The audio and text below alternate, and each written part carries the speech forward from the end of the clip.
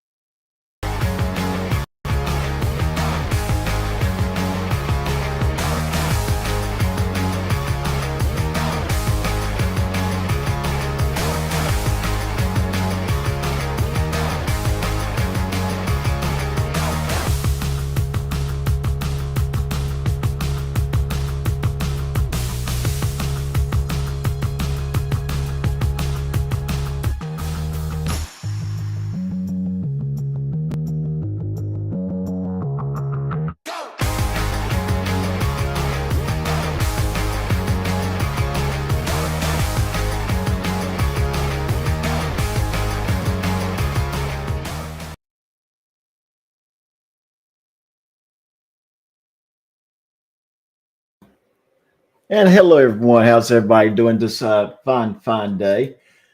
I hope everyone's doing good.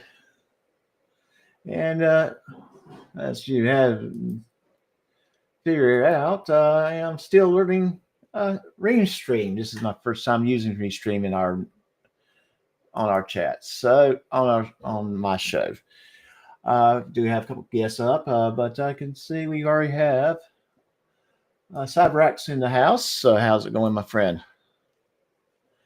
And let's see who else we might pop in here in a little while. But first, let's just say hi to the friends of the channel. David, how's it going, my friend? Yes. Hello. It's How you going doing? good. It's going good. And we have Blackheart Knight here as well. Hey, how's it Yes. going? It's going all right. Well, that's good. Yes. And so we kind of late evening start. It's Christmas Eve, and one of the things I wanted to do was keep an eye on where Santa's located at, because this is Christmas Eve after all. And of course, here we are. He's right here, flying over Nassau, the Bahamas, and should be there in about 1 minute and 38 seconds, with already 5 billion, It's snowing in the 5.7 Bahamas? billion presents delivered already, or close to 5. That's Oh, pretty yes. good. Yeah, Yes. he started at 5 a.m. Central Standard Time. Of course, that was around the first stop was over in Asian countries. So, and are you guys familiar with NORADSanta.org? Familiar with what? NORAD Santa. Oh yeah, NORAD. Oh yeah, yeah. NORAD tracks down every year. They have to do that for security purposes. Yes, What if Santa freaks? they have to keep an eye on Santa Claus, make sure he gets through through the United States in particular safely, because you have too many people that do enjoy reindeer hunting on Christmas Eve. Of course. Of course. Yeah, of course. we I mean, he's kind of near Florida right now, if you can see. So they're keeping a close eye right now because Floridians do like their hunting. So, and that being said, though, but the interesting part about NORAD Santa, it was actually kind of got created by accident. It was a result of a wrong phone number in 1955. Yeah, I've heard that story. That's really interesting how they Yes. that happened. Very interesting how it happened, and it's one of those things that you would just never thought that would have had. That would be the beginning. You would think that somebody probably when the internet was starting coming out, decided, hey, this might be a cool idea thing to do. No, they had this thing around since 1955. So that was so cool, just to think that that's how it was discovered. And back when my kiddo was I don't know 80 years old, he kind of got a little frustrated because he thought Santa was not hitting the United States. This is roughly around 8 p.m. Eastern Standard Time, and it looked like Santa was just hanging around Brazil, and he had to call the NORAD Santa number, and they had to reassure him that he's coming. And in fact, Santa should be over Fort Lauderdale in about 15 seconds. So he's getting close to the kids in North America. Yep. So they all better get to bed and hey. Yeah, they better be heading to their bedrooms. It is 10 o'clock that local time. And here he is in Fort Lauderdale. And what I love about this is you click on that picture of Fort Lauderdale and it pulls up the Wikipedia page and you can read a little bit about that city. Sometimes they actually have videos about it. Interesting. Mhm. Yes. A lot of the newscasts tonight will have reports about it. Oh, too. yes. So, yeah, and he's making his way down to Key West as we speak. Of course, you know, Key West, one of the coolest areas, I think, in Florida. But, yeah, we interesting to watch. We'll keep an eye open to see when Santa gets close to you, Black Art. Huh? Well, I would think Santa's going to hit your place before he hits ours. Probably. Yeah. In fact, the way he's circling around, yeah, he should be heading into my area here in the next few minutes. Yes, definitely. Definitely will be heading in your area in the next few minutes. So why don't we get started with one of the videos I released just earlier today. And we'll keep Santa up and we'll put the video to one side. No, or can I? No, I probably have to stop sharing. So let's do the video. To Was Night Before Christmas. I'll fast forward through this part.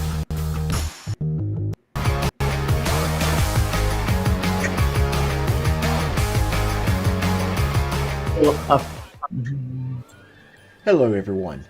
Santa Feel is like we coming to just town listen to soon, music. and I thought it would be perfect time to share one of my favorite Christmas stories from my childhood. To What's the Night Before Christmas? Now, let's get to the story. To was the night before Christmas when all through the house not a creature was stirring, not even a mouse. The stockings were hung by the chimney with care, in hopes that St. Nicholas soon would be there. The children were nestled all snug in their beds, while a vision of sugar plums danced in their heads, and Mama in her kerchief and I in my cap had just settled down for a long winter's nap. When out on the lawn arose such a clatter, I sprang from the bed to see what was matter. Away to the window I flew like a flash, tore open the shutters and threw up the sash. The moon on the breast of the new fallen snow gave the lustre of midday objects below, when what to my wondering eyes should appear but a miniature sleigh and 8 tiny reindeer. With a little old driver, so lively and quick, I knew in a moment it must be Saint Nick. More rapid than eagles his coursers they came, and he whistled and shouted and called them by name. Now Dasher, now Dancer, now Prancer and Vixen, on Comet, on Cupid, on Donner and Blitzen, to the top of the porch, to the top of the wall, Now dash away, dash away, dash away all. As dry leaves that before the wild hurricane fly, when they meet with an obstacle mount to the sky. So up to the housetop, the coursers they flew, with a sleigh full of toys and St. Nicholas too. And then, in a twinkling, I heard to the roof the prancing and pawing of each little hoof. As I drew in my head and was turning around, down the chimney St. Nicholas came with a bound. He was dressed all in fur from his head to his foot, and his clothes were all tarnished with ashes and soot. A bundle of toys he had flung on his back, and he looked like a peddler just opening his pack. His eyes, how they twinkled, his dimples, how merry. His cheeks were like roses, his nose like a cherry. His droll-like mouth was drawn up like a bow, and the beard of his chin was as white as the snow. The stump of his pipe he held tight in his teeth, and the smoke it encircled his head with a wreath. He had a broad face and a little round belly that shook when he laughed like a bowl full of jelly. He was chubby and plump, a right jolly old elf, and I laughed when I saw him in spite of myself. A wink of his eye and a twist of his head soon gave me to know I had nothing to dread. He spoke not a word, but went straight to his work and filled all the stockings, then turned with a jerk, and laying his finger aside on his nose, and giving a nod, up the chimney he rose. He sprang to his sleigh, to his team gave a whistle, and away they all flew like the down of a thistle. But I heard him exclaim, ere he drove out of sight, "Happy Christmas to all, and all a good night." Thank you so much for tuning in. Don't forget to like, share, and subscribe. It really helps support my channel. I appreciate your continued support.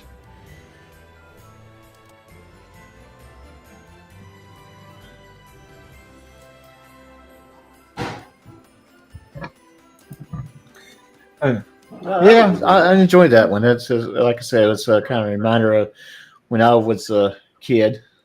Yeah, so it's just, it was just a pleasant to reread it, like maybe the first time in, I don't know, 20 years. Well, maybe not, maybe a little bit less than 20 years, but the first time such a while. Yes. So yeah, it was a very.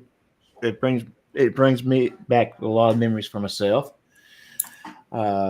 It brought a lot of just memories of every Christmas when I was I don't know, probably from the infant until I was 8 or 9 years old. Yeah, well, that's probably even older than that, probably younger than that, probably about 7 years old. I think was the last time I remember that being read to me. So, yeah, it was just one of those pleasant memories, just to have reading it for myself and hearing it again. And I think we all have stories like that we grew up with that probably hadn't seen or heard of in years, and it brings back those type of memories. Mm-hmm. Yes. I mean, for me, it was Goldilocks and Three Bears was no one that I tended to like when I was growing up.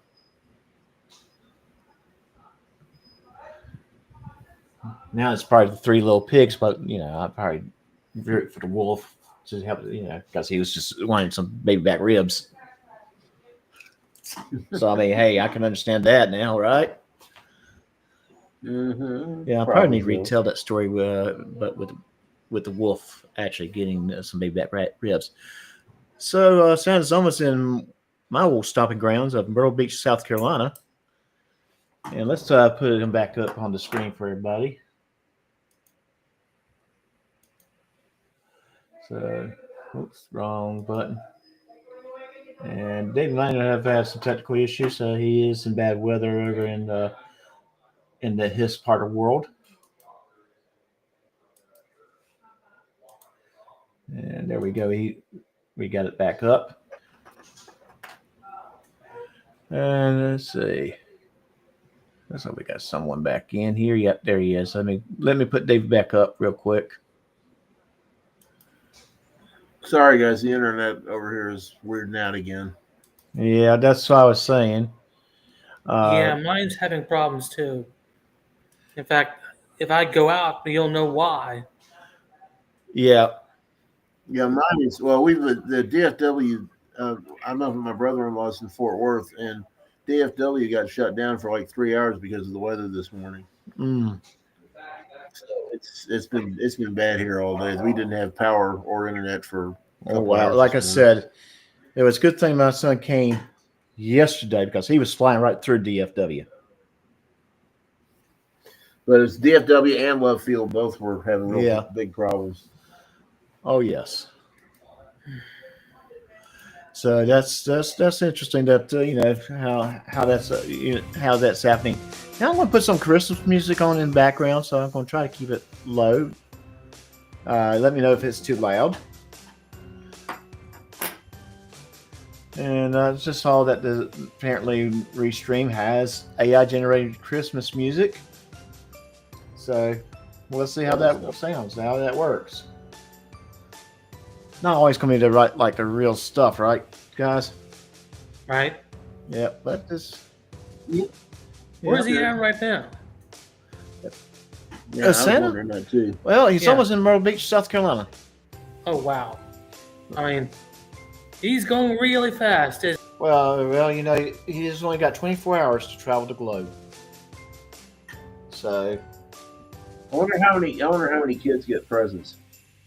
Well, like I said, last count, and if you watched on the right-hand side of the screen, of course, I got it full screen on my end. The current count is 5.7 billion gifts already been delivered, but that number is raising so fast that it's kind of hard to give a very accurate number until the end of the.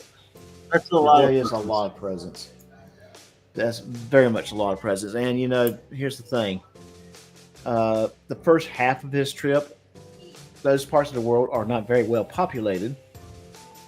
So that was kind of a little bit sluggish. Mm-hmm. Now, he's been in European nations, very well populated. He's now over North America, very, very well populated areas. So those numbers jump on the second half of his trip. And looks like Blackheart and Ice had a little issues there, but that's okay. One thing we can say, is weather here is getting scary. Yeah. Oh yeah.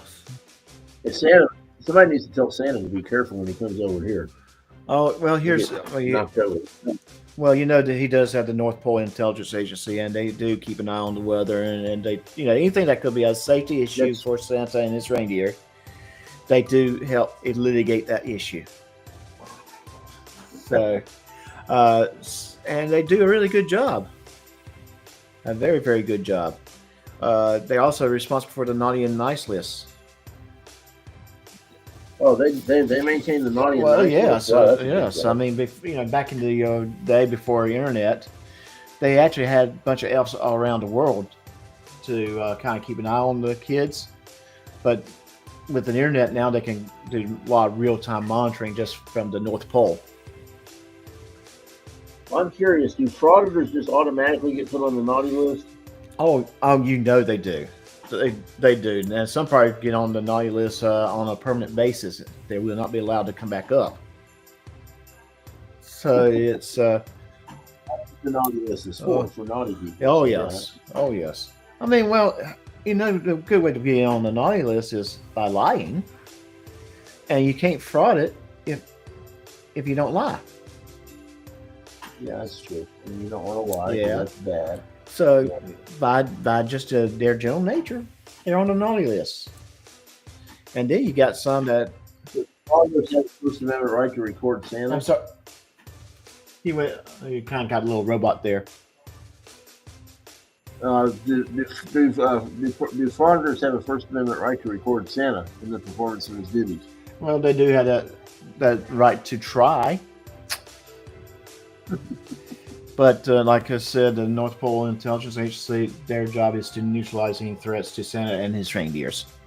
And if Well, they're probably better at it than the president. they are vicious on it too. So I mean, Will and the Will Sippy Cup shenanigans. He came across one of those agents not too long ago, and that agent's job was to protect Santa and in particular Rudolph. Well, he might, with the nose. With the nose, because this individual wanted a new nightlight. Well, on top of that, Rudolph, I'm sure is the target with all that white on his nose. But they did say that the worst situation for Santa was over Germany in 1941. I'm sure apparently Luftwaffe was given strict orders to shoot him down, and that's when the North Pole Intelligence Agency had to go dogfighting with their bears. Well, that's because Hitler knew who was. Hitler was on the naughty list, and he did not want any child in German control areas to get any presents. But Santa was not going to allow that. And we all know who won. So Santa's still around. And guess who's joining us? Rob Thomas. How's it going, my friend?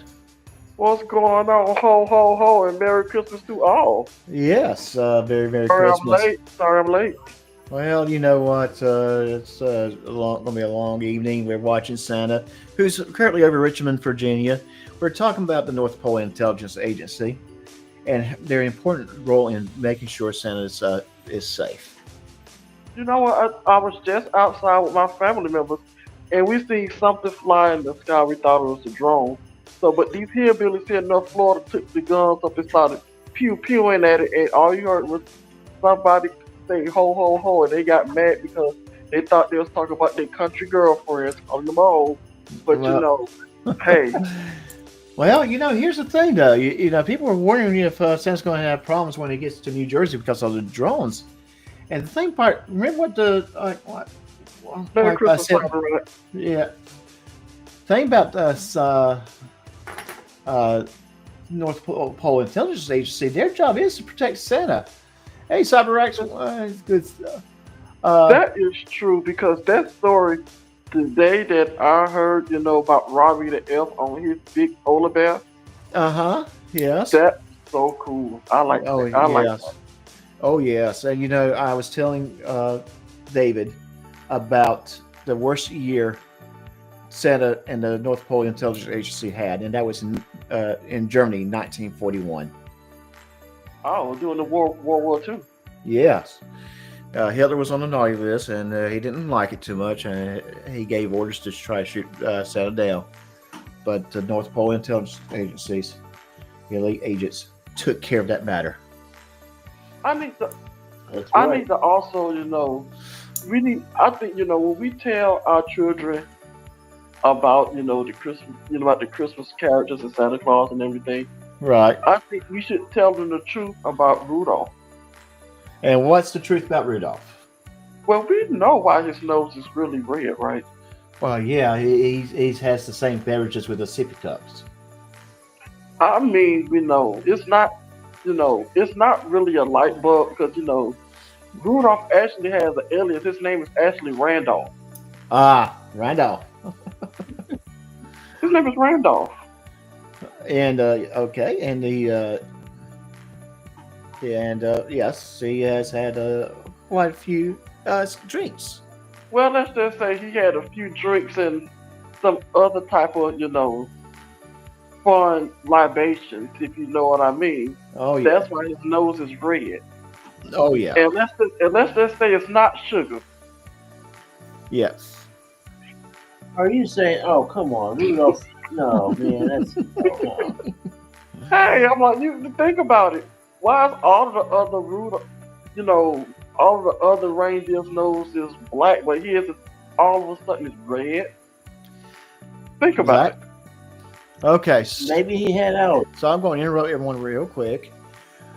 They're heading for Washington, D.C. We'll be there in about 1 minute and, well, almost a minute and a half. So my question... Well, why is it out from there? There's nobody there. Well, that's I mean, true. there's Yeah. nobody there on the Nautilus in Washington, D.C. But would you say...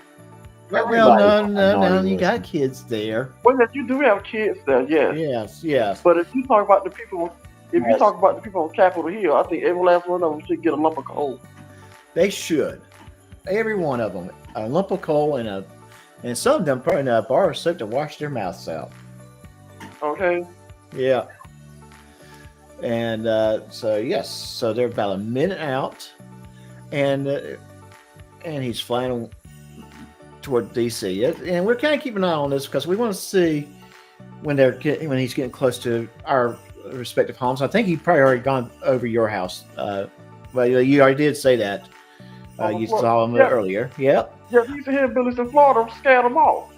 So what Santa just did, he just... It wasn't Florida. It was not Florida. It was Jacksonville. Yeah, he just threw the gifts overboard. Yeah. So people all out in the streets in the St. Johns River looking for their gifts and everything. Because they want to pull up their pew-pews and want to shoot at them because they thought Santa Claus was calling their girlfriends ho-ho-ho. Yes. Oh. I mean, I'm like, Yeah, I know. Yeah. Come on, people. It's Santa. You gotta let Santa do his thing. You got to let Santa do his job.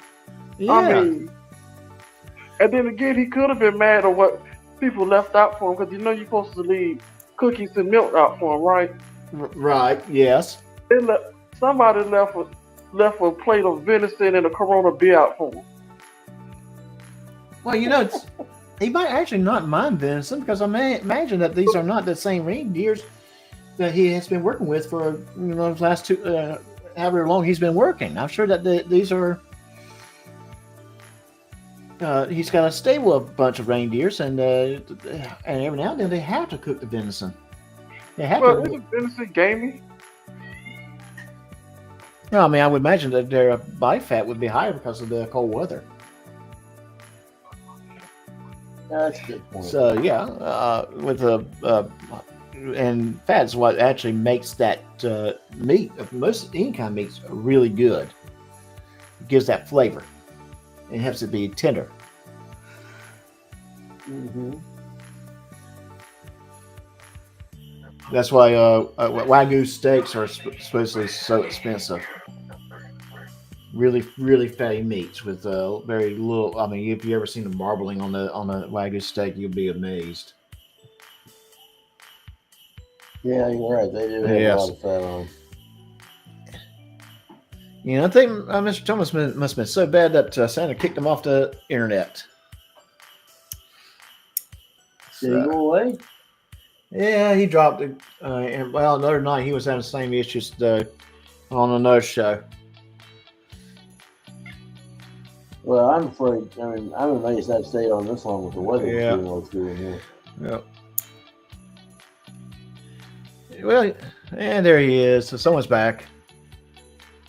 And it is Mr. Thomas. So let's turn him back on.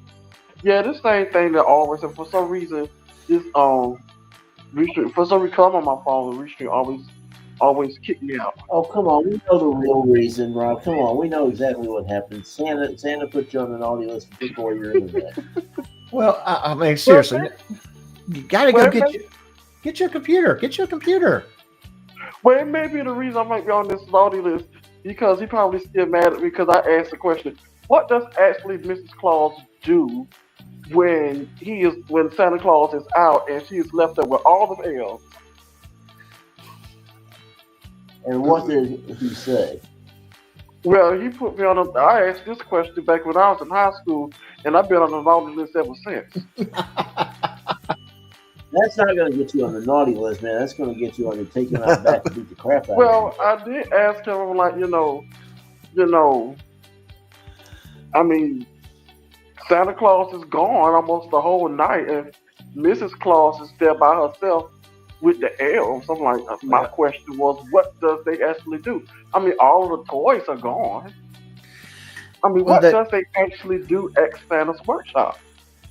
They partied for the next 24 hours. There's no work. Yeah, the boss is away. The boss is gone. And everybody goes to bed and sleeps because they've been working for a while. But the boss's wife is there. Who do you think is making the cookies? And believe me, she's ready for him to go too. She's just like, yeah, everybody, let's have a party. And you know, they've been, and Santa Claus and Mrs. Claus been together for centuries. And you know, she was a looker in her days, though. She was a looker. Santa Claus, Mrs. Claus. Well, she still is. He has magic, though. Trust me, she's still Mrs. Claus looked like Marilyn Monroe back in 1955. Man, I don't want to see your stocking. Oh my gosh, you're talking about a coal or two. He's gonna probably have a whole darn bag.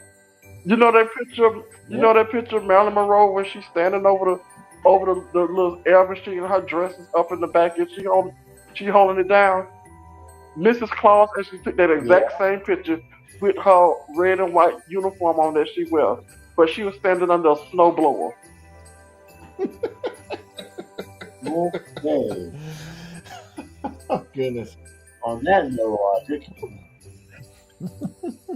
I asked a tons of questions about this. I'm like, you know, this is a lot. And then another question: what does he says he had 8 tiny reindeers. Santa Claus was 400 pounds. So you tell me, how can 8 tiny reindeers put all his toys in this man that's over 400 pounds? They're magical reindeer. Magic dust. Well, yeah, magically dust. Yes, but see, as a kid, I asked this question plenty of times, and they always, the one more question I asked, Frosty the Snowman. What's Frosty about? I mean, he can't go anywhere but stay in the snow. Well, that's why he would be better off in North Pole or South Pole. And doesn't an abominable snowman mean he can't get along with anybody? Because we do know what the word abominable mean, right? That basically he can't get along with anybody. But why they got him angry? Yeah, it's abominable. Well, he's always angry. He's cold. Yeah, I'd be mad too if I was a snowman. Well, he could come visit his cousins here. His cousin's Bigfoot. Well, here's the thing now. Bigfoot, he's not as aggressive as the snowman. Gives a whole new meaning to the phrase "frosty nigger." Oh my goodness! Let me see if I can put this. But get back to Mrs. Claus. I'm like, she feed, she likes to cook. She feed. She feeds Santa Claus all sorts of food. Yeah, like I said, he's over 400 pounds, but he don't gain any weight after that. Well, yeah. He always stays the same. Well, that's what she's doing. Don't be distant. Yeah, it's cold up there. So his metabolism is actually very, very high. Well, in the summertime, they like to come down to Florida and spend their summers in Palm Beach. Actually, now this is a true story.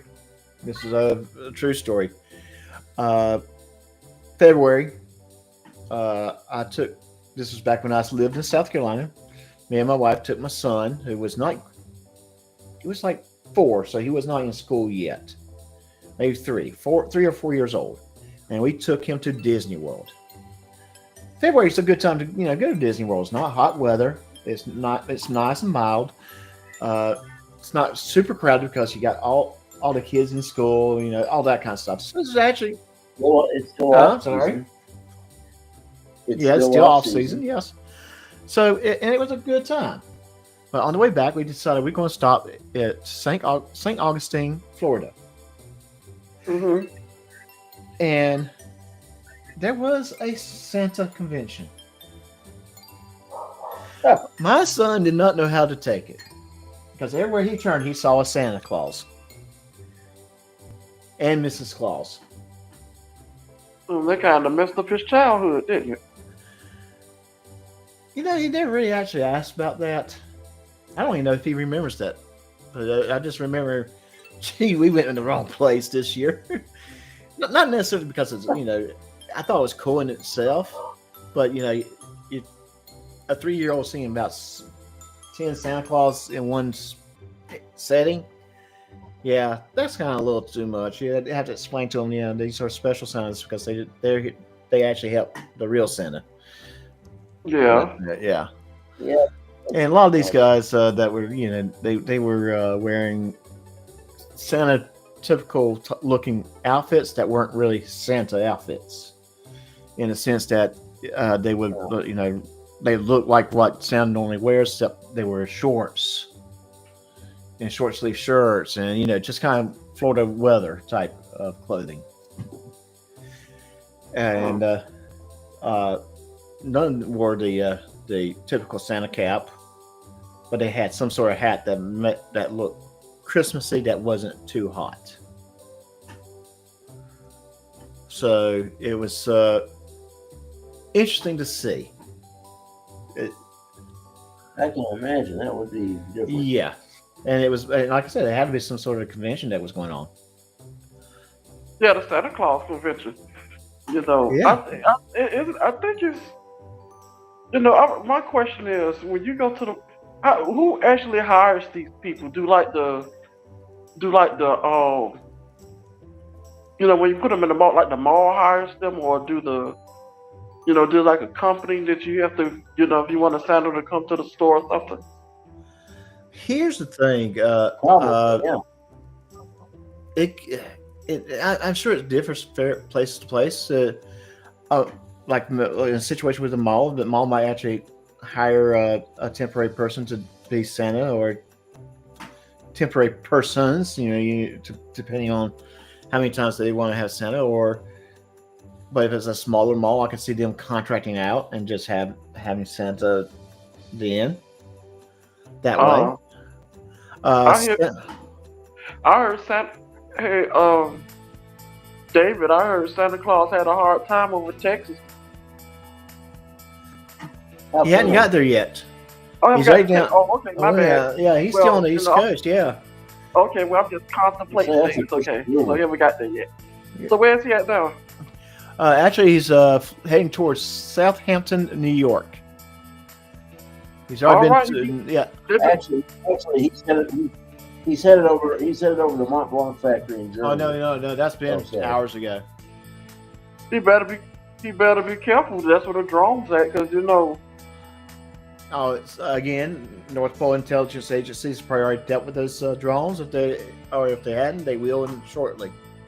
You know, not only they have polar bears, they also got you know, eagles. Eagles. And I'm not No, talking about the Philadelphia Eagles. Well, I mean, the polar bears does a better job. Well, they can't do anything if the drone's in the air. Polar bears can fly. These are magical polar bears, like the reindeer. Oh, okay. Polar bears. I mean, and plus there's plenty of them in North Pole. That's why they have polar bears. They might have some walruses. You see, I think we should personally just get polar bears after frog bears. And Yeah. the whole problem is short. And you know what? I bet you the North Pole Intelligence Agency also has seals. Probably, yes. I could see them using seals.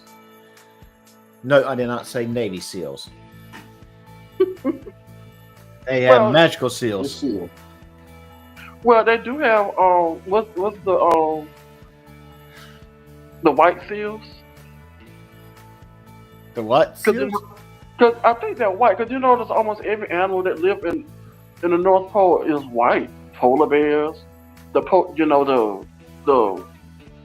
what is it? The fox. You ever see like the white? What is it? The fox. It's all like y'all ever seen the white fox? Yeah, I know what you're talking about. Yeah, Yeah, I do too. yeah. The beluga whale. Well, those whales are not that aggressive though. Well, No, other than dolphins, those are the only whales. Those are the only whales that they have a smile stuck on their face. Yeah. Orcas tend to be, well, they're not dangerous to humans as a rule. Oh yeah, also the orcas, the killer whales. Yeah.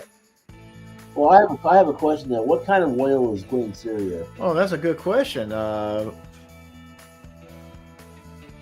blue whale.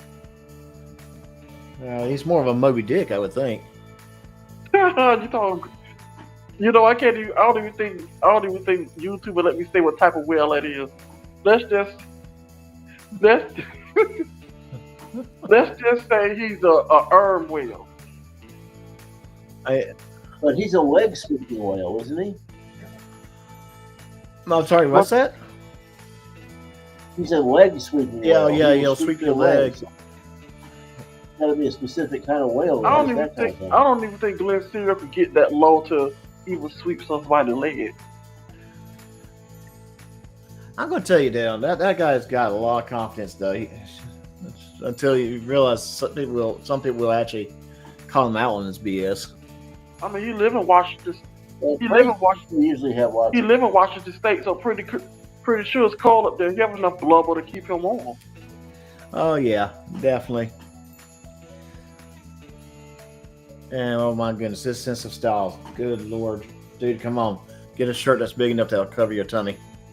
Actually, I went to the store today. I had to, to finish getting my stuff for my Christmas dinner because I'm done with my roast. So I went to, they had some Christmas cookies on sale at Aldi's. So I'm like, I haven't had Christmas cookies in a long time. And these Christmas cookies, they was in the shapes of, like elves, not elves, but like the Christmas trees, right? Stars, bears, and it says they had wreaths. So you get to the cookies that look like the Christmas wreath, but they didn't look like Christmas wreaths. They didn't. I'm like, these don't look like wreaths. They really didn't. Okay. Oh my goodness. They did. I'm like, no, I really didn't. No, seriously. I got these cookies from Aldi's, and I'm like, I said, no wonder why they're selling them for little or nothing. I'm like, I guess either they trying to get rid of them, but they was good Christmas cookies. Oh my goodness. Oh my goodness. That's so good. You know what? I do think it's time for us to play the story about Robbie. What you guys think? Yeah, let's do it. Okay. Yeah. Let's. I'm gonna stop sharing this. Is this the elf? This is the elf story. And let me turn the music down a little bit. So I do like this background music, though. That's a nice little feature. What on Restream? What you guys think? Yeah, that's good. Yeah, I like it. Yeah, it kind of adds a little bit more of a relaxation to it. It's just the thing with Restream. I'm guessing because it's just because I'm not on the computer. It's just it fails. It kicks you out. You have to come back on. Right. Let me turn the volume down and there we go. I'm going to fast forward through this part and I'll pause it before we start the story. Okay. So yeah, that's what I was saying earlier to David and to Blackheart that this is very new to me. Restream is. I like what I've seen so far, but I'm still thinking there's got to be some features I have not figured out yet that I'm going to have to figure out. Did he leave Blackheart Knight? Yeah, he left. He did say that he had to get up early to cook dinner and that, and I was happy that he was able to get in because I know originally I was planning to be on at 7, but when family stuff coming up, I'm like, no, I need to back it up to 9. Yeah, because my family came over. Yeah. Because My plans was I was gonna go to them, but they wound up coming to my place. But Okay. Well, that's not bad. That's not they'll bad be at back all. tomorrow. Oh my goodness, I feel sorry. Well, never mind. Sometimes thing about family, you do not get to select them, right? No, I told them you can come over if they Yeah. want to, but if you're gonna have Christmas at my house, y'all gonna have to clean up afterwards. And that's the deal. Like you come over, you clean up. You Yeah. clean up afterwards. Well, there you go. That's what you got to do, right? The deal. Yeah. So I rewatched this video earlier, and my wife pointed out something that I didn't notice before. And I'm going to see if you guys see it. Okay. Just kind of look at the video, the screen right here, and see if you see what my wife may have pointed out.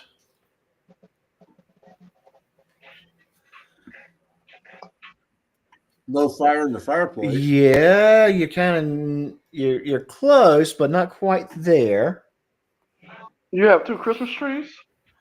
Yeah, but that's not totally abnormal. One big tree, then one small tree. I've seen people do that. Okay, let me see. This almost like Where's Waldo, right? Well, I wouldn't call it Where's Waldo. It's something that I didn't see, but my wife saw.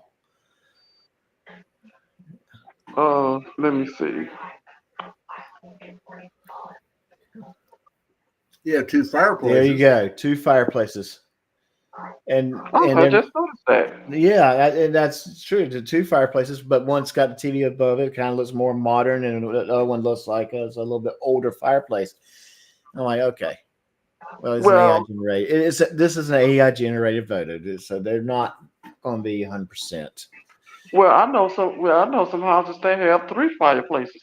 One in the living room, one in the den, and one probably Yeah, but not in the same room. Not like this. That's a very narrow room to have 2 fireplaces. You're going to be quite toasty if you had both of those things going. Yeah, that may be it. You just want to be extra toasty.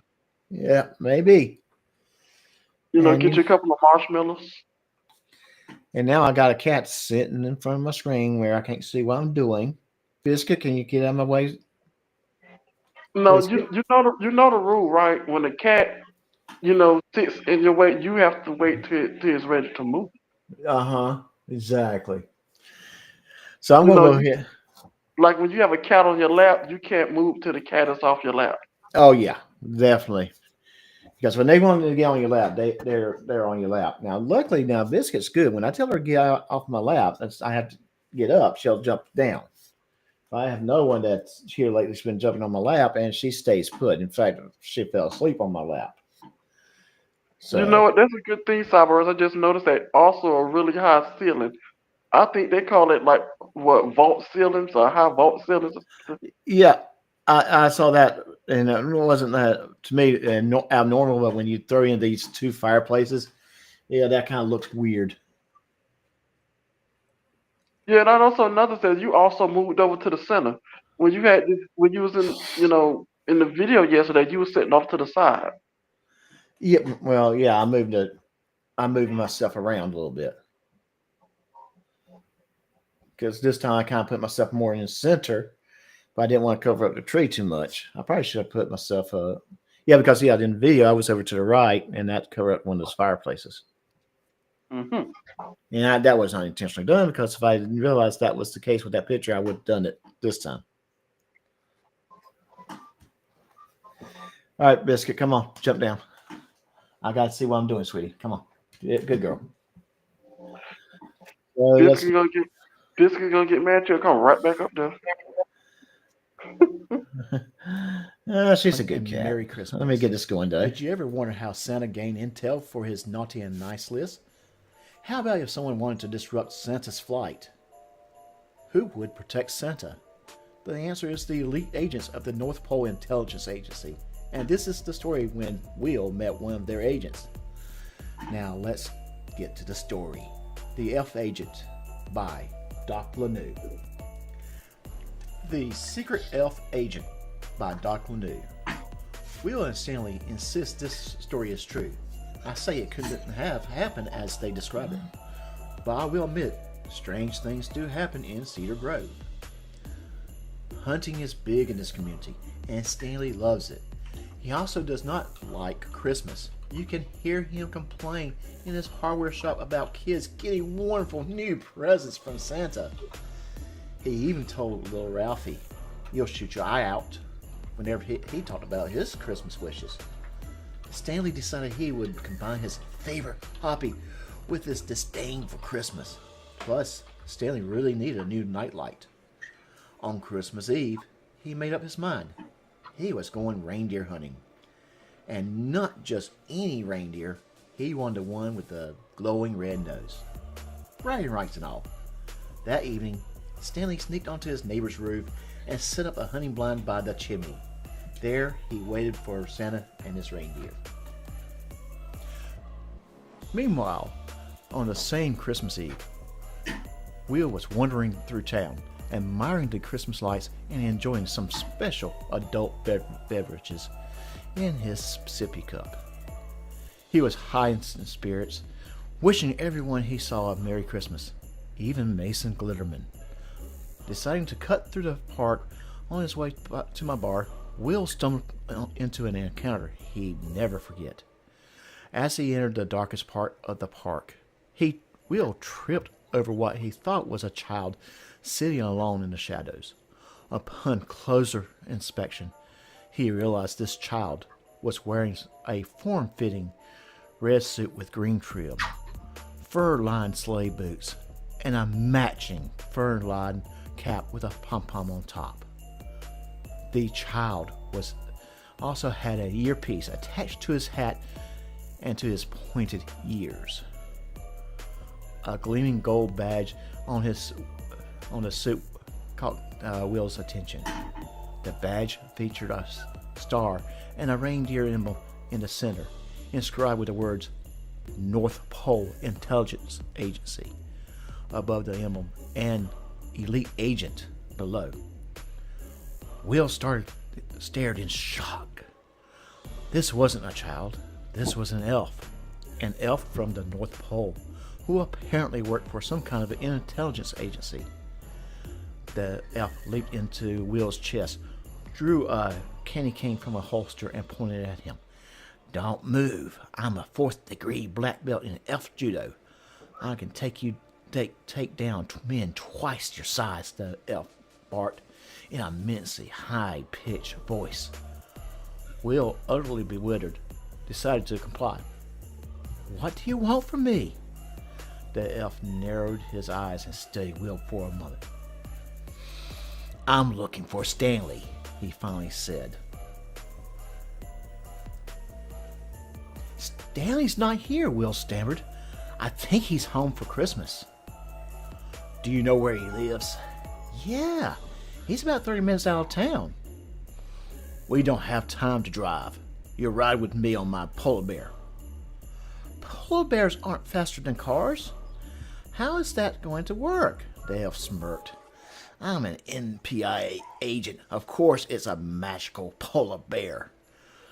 Will, thoroughly confused, shrugged. "Fine. What's the NPIA?" "North Pole Intelligence Agency," the elf replied. "I'm elite agent Robbie. Our analysts manage the naughty and nice list, but I'm in operations. Per the treaty between the United States and the North Pole signed in 1824, our agency is tasked with identifying and neutralizing threats to Santa and his reindeer on Christmas Eve." "Stanley is a threat?" "Yes," Robbie said grimly. "He wants to shoot Rudolph for his glowing nose." Moments later, a massive polar bear ran into view. It was white as snow, well fed, and equipped with a saddle rigged for both an elf and a human. Candy cane rockets were mounted on either side. "Hop on," Robbie ordered. "We've got to move." Will climbed aboard, pointing Robbie in the direction of Stanley's house. As the polar bear ran, they began to rise into the air. Soon they were soaring above Cedar Grove. Robbie pressed a button on his hat, lowering a visor over his eyes. The pom-pom on his cap began spinning. glowing with tiny red and green lights. Robbie pointed to a house below. There! He set up a hunting blind on little Timmy's roof. Santa will be here any minute. I'll handle this. With cat-like reflexes, Robbie leaped from the saddle and landed on Timmy's roof. Stanley crouched by the chimney, turned in surprise. The two locked eyes. Robbie's visor gleaming in the moonlight. Stanley, Robbie declared, under the North Pole Treaty of 1824, you are officially naughty. Surrender now or I will be forced to take action. Stanley laughed. What are you going to do? You're smaller than little Timmy. Without a word, Robbie hurled a candy cane at Stanley's rifle. The candy cane lodged itself in the barrel, shattering inside and rendering the gun useless. Go home, Stanley, Robbie said firmly. You're not shooting any reindeer tonight. Defeated, Stanley climbed down the roof and trudged back to his house.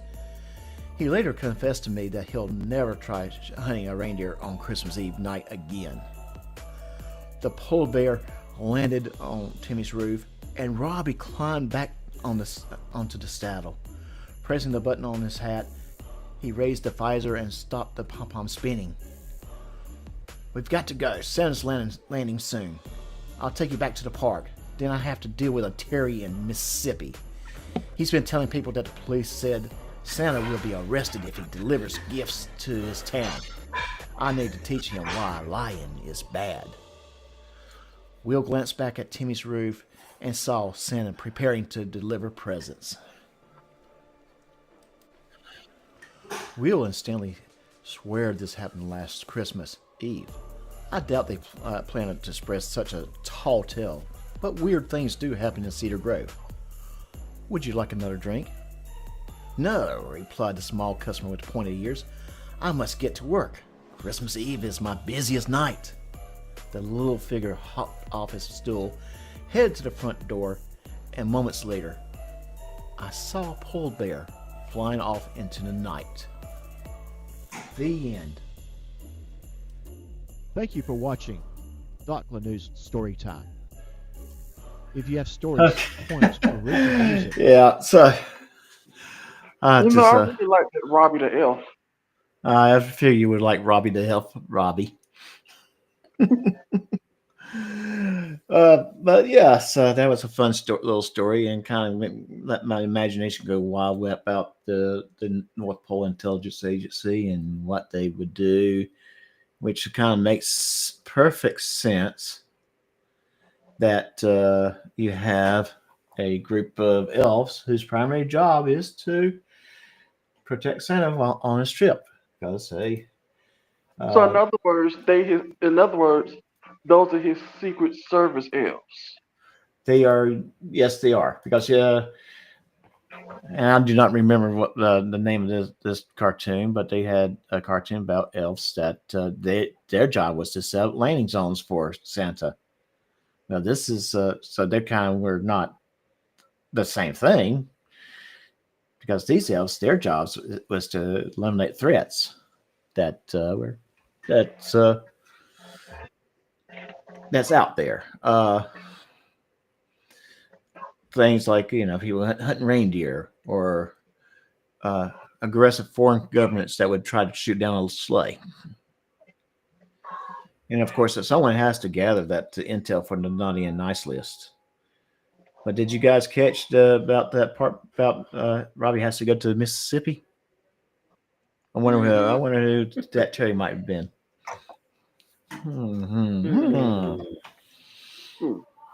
Because I don't know. Yeah. I'm sure I have no idea. I have no idea neither.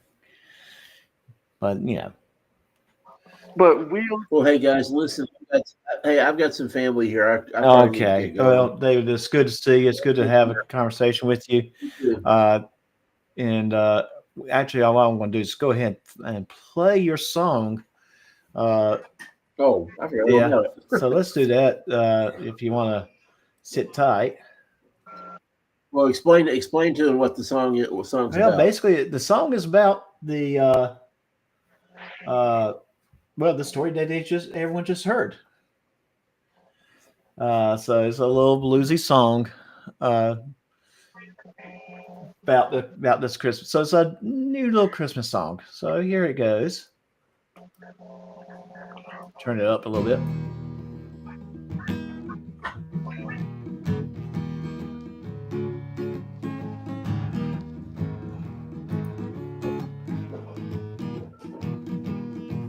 I had the Christmas Eve blues.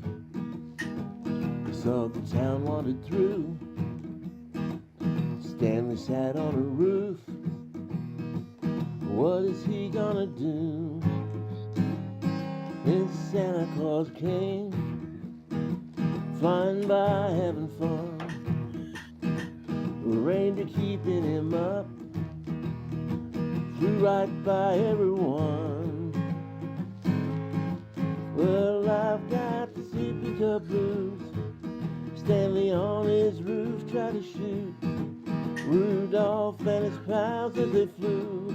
The elf and I find him now, but I'm not quite sure how. Climbed on a polar bear, rockets blasted us there. Despite the bear's hair on Stanley's and flew. Robbie's candy was tough, and throwing candy is rough. But then Stanley is dumb, and we knew what to do. Now Stanley's got the sippy cup blues. Candy jammed his gun, his tubes. Now he can't ever shoot Rudolph as he flew. He don't know what to do.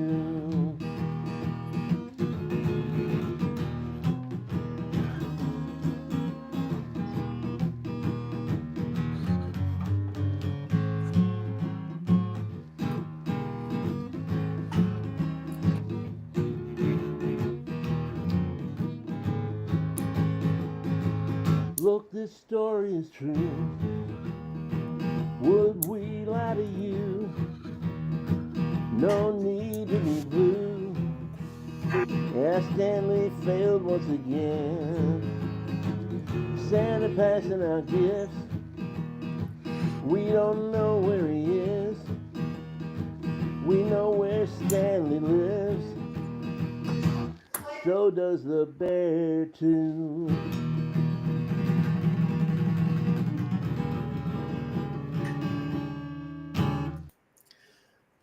Outstanding. All right, man. Oh yes, that was very, very entertaining. That was very entertaining and very, very enjoyable. So have a Merry Christmas, David. Okay, you guys have a Merry Christmas. Yeah. We'll see you Merry soon. Christmas. Take care. You too, Rod. You too, Joe. Hey, you too, Cyber All right, Rex. take care. Bye bye. You know, listening to his songs and listening to the story, you know, Stanley made the Grinch look like a good guy. Well, yeah, I would think mean, so. Should just change the name of the story of how Stanley stole Christmas. Yeah. I mean, well, that sounds. Stanley would. He is kind of a little bit of a Grinch, and that's kind of the way we kind of made his character in the stories. I mean, That music is not too loud, is it? just a little bit.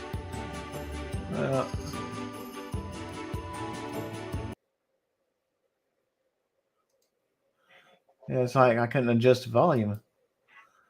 Let me try again, and then.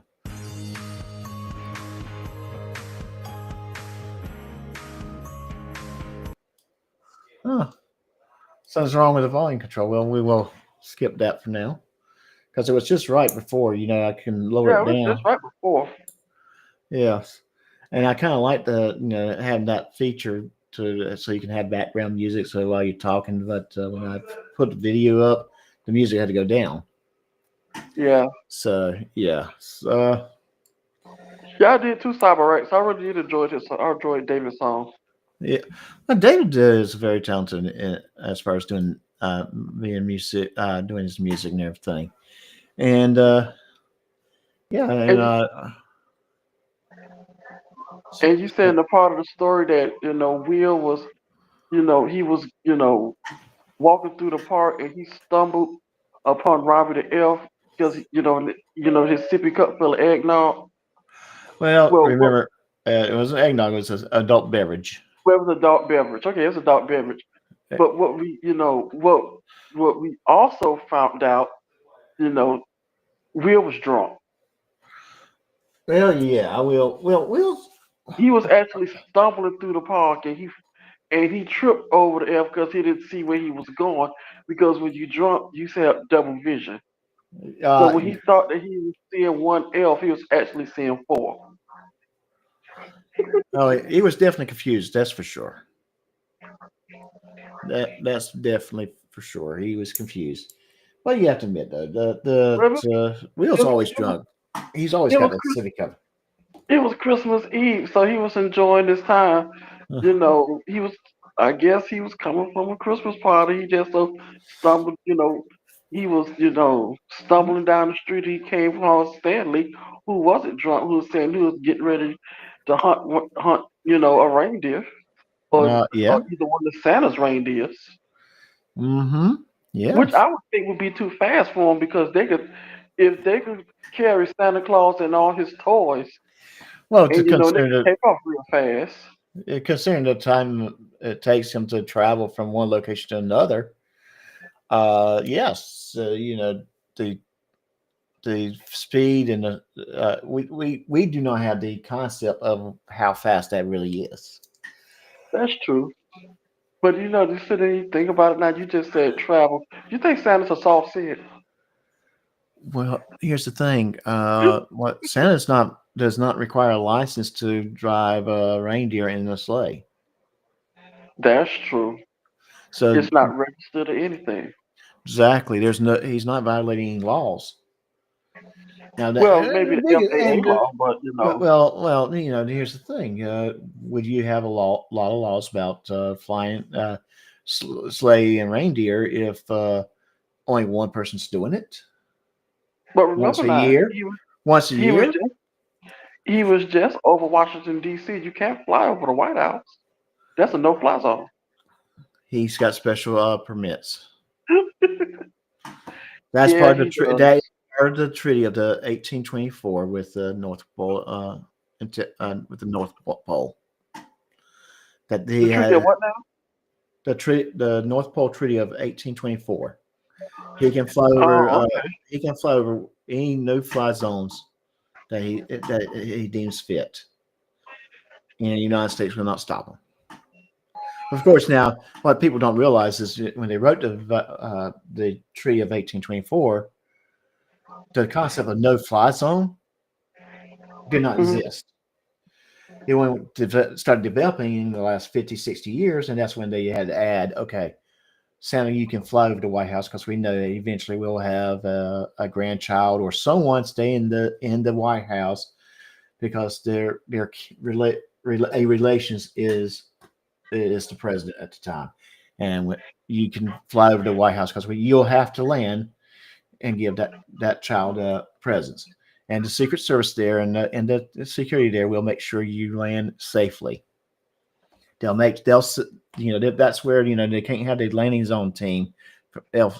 Landing zone team. They had to send an advisor ahead of time to have the Secret Service to set up that landing. Oh, okay. Yeah. So yes, that's if Santa has to land. Like right now, Santa's probably not going to be landing in Washington D.C. So where is he at now? Right now, he is on the way to Niagara Falls, and he's about 20 seconds out. Oh, okay. He could do me a huge favor. He could give every last Buffalo Bill player a lump of coal. Well, come on now. Especially Josh Allen. He could give him two, for all I care. Oh, goodness. Oh, man, goodness. But yeah, he's flying back up to Toronto, Ontario, Canada. I mean, he already done marked them. They done went to 4 Super Bowls back to back and left with no trophies. So, hey, Yeah. what's cold? I mean, they should. I mean, they should be used to getting to the big game and coming up short. That's Buffalo for you. That is Buffalo. That's true. Very, very true. But I do think this evening, I think a lot of people are just doing their little thing with their families, and I do think we probably just need to just go ahead and wrap it up. It's just the 3 of us actually: CyberX, yourself, and me. That's enjoying this program, and I think we had a good time for that little bit of time that we were together. I wish we had more. I would have loved to keep this thing going. But I think we'll just go ahead and wrap it up. It was kind of good to get my feet wet and kind of, in a way, play with Restream and see how it went. Yeah, I like it. It's. Will just got here. Oh, who cares? Will's here. No. He just stumbled in here. Remember now, Will is drunk, so he just stumbled in here. Yeah, he just stumbled in. No telling what type of alcohol he have on his breath. No telling. Yeah, no telling at all. He was probably drinking out of Eagle Nick's audit. What is it? He was drinking out Eagle Nick's audits. What did they drink down there up in the woods? Oh, I have no idea. The moonshine. Moonshine. He was drinking out of this moonshine jug. Well, actually, the moonshine that was in the gasoline jug that he had. But in Will's case, he actually drank gasoline instead of moonshine. Well, let's do this. Let's ask the question, and actually, there's only one person who can answer it. Is Will on the naughty list or the nice list? And we're just going. And like I said, you and I, we already know the answer, but we're going to see what CyberX says. Yes, CyberX. Is he on the naughty list, or is he on the good list?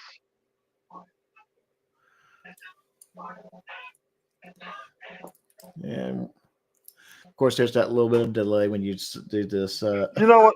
Since you want to tell me my whole government name, I'm gonna put you on the naughty list. So when you get up in the morning, you're gonna have a lump of coal. Lump of coal. And, you know what? He don't even have any coal. When he gonna open up his Christmas stocking, and there's gonna be a note and that said, "Wait till next year."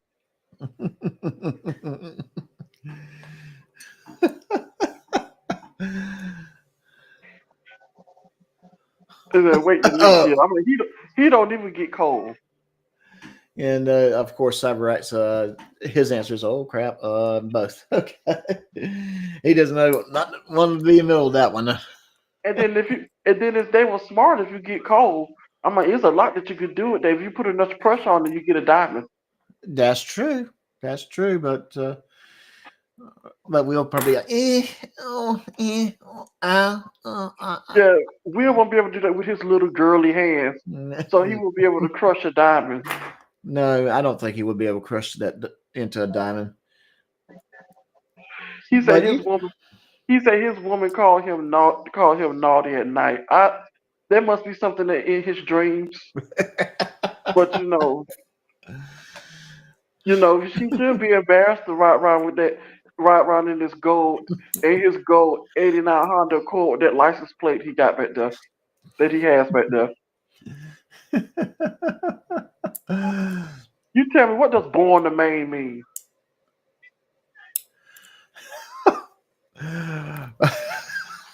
Gosh, Rob, you're being bad. I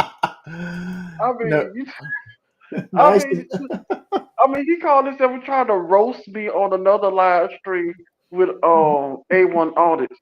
I'm like, we gonna meet up someday. No, you know that, right? I mean, he just telling me my entire government name. Well, we're going to just show up at his wedding. Oh, I'll show up at his wedding, all right. You know that part where where they throw rice at him? Yeah. I'll make sure mine's cooked. And I would throw it at KK because KK she didn't do anything. I would throw it at him. You know how fast they throw. You know how fast they throw baseballs over 100 miles per hour. I'm a reel back. I'm gonna have like a whole handful of rice. I'm gonna reel back and just throw it at him, real hard. Real hard, huh? Really hard. Oh, and then, goodness. you know how these quarterbacks in the NFL have quick releases. That's how I'm gonna throw the rice at him. Yeah. He's gonna turn around. Who's throwing cooked rice at me? I'm gonna stand up. I did. Or better yet, when he get to the part when the preacher say, "For those, speak now, forever to hold your peace," I'm gonna stand right up. Excuse me, Pastor. I have a reason why these two should not be read because I think KK could do a whole heck of a lot better. I mean, we talk about a guy that still drinking out of sippy cups, who's driving an '89 Honda Accord, well, moved up from a Civic to an Accord. I mean, and he says this, juice in his sippy cup, but it's actually turned out to be liquor. Yeah. I said liquor. Exactly what it is. Moonshine.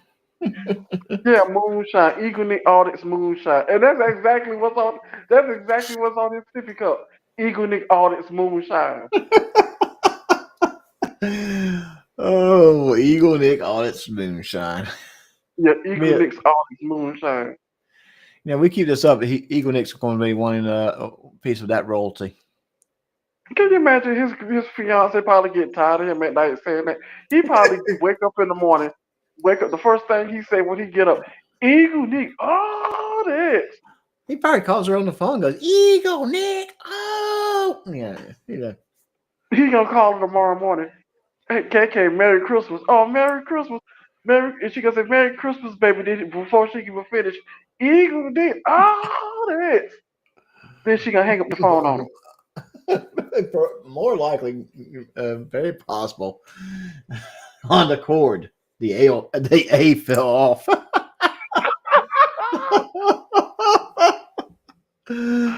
Oh.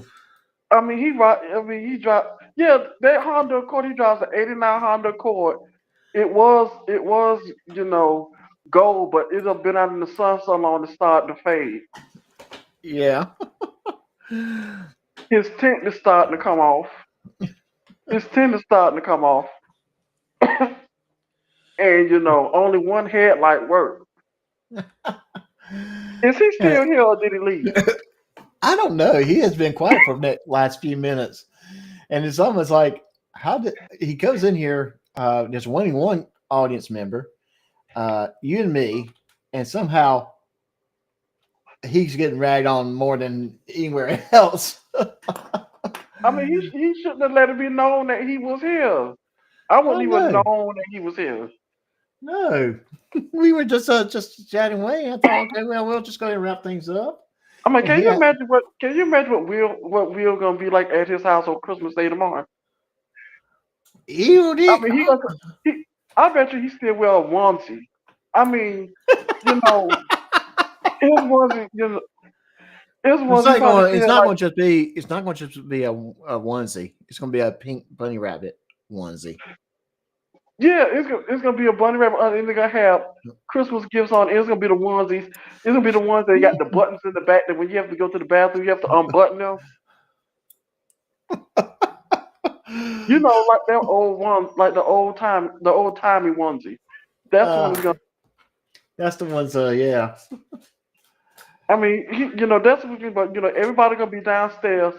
In their regular night clothes, their regular pajamas. He come downstairs in a onesie. He'll be hopping around. Are we talking about a 6'2" guy coming down the stairs in a onesie? And it even had the haircut. He looks like Ralphie from the Christmas Story.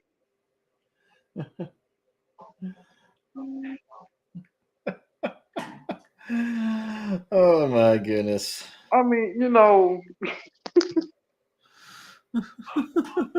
it's Christmas time, and you should be having fun. You should be having fun for Christmas, and that's how you know he's here. He starts screaming, "Eagle Nick Audits, Eagle Nick Yeah, Audits." I'm like, well, yeah. Will is here, and then what he got? And then that was I bought everybody a Christmas gift. He opened up, it's a liquor flask, and it has Eagle Nick's audits on it. I'm like, I thought you was trying to get your channel out there. But no, do you want us to subscribe to Eagle Nick Audits channel? Is that what you're trying to tell us, Will? Well, you gotta admit, the Eagle Nick Audits is entertaining. Can you imagine what Santa gave him for Christmas?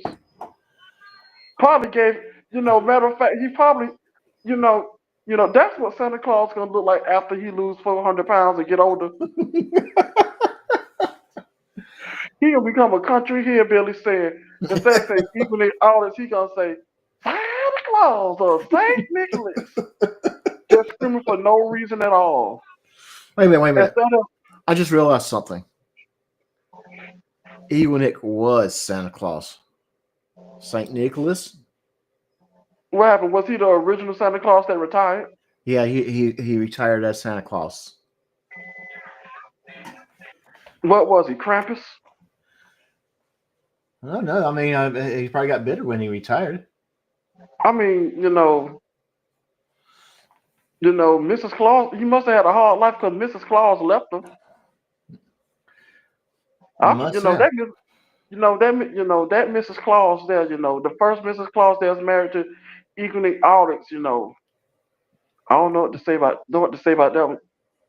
Say about her, but let's just say you see what it turned out to. Good for that she left. Well, I'm give gonna him tell you. a pair of pants and a pack of cigarettes. If you give that probably would Eagle Nick want a pair of pants and a pack of cigarettes. He'd probably take the cigarettes over the pants, especially if you seen the price up cigarettes today. You probably It probably would take them. But you know what? I think as this has been fun. This really has been fun. But we got but we dished on Will for a little bit too long, and Will's fun to pick on a little bit, but he's also a friend, and we do enjoy his company.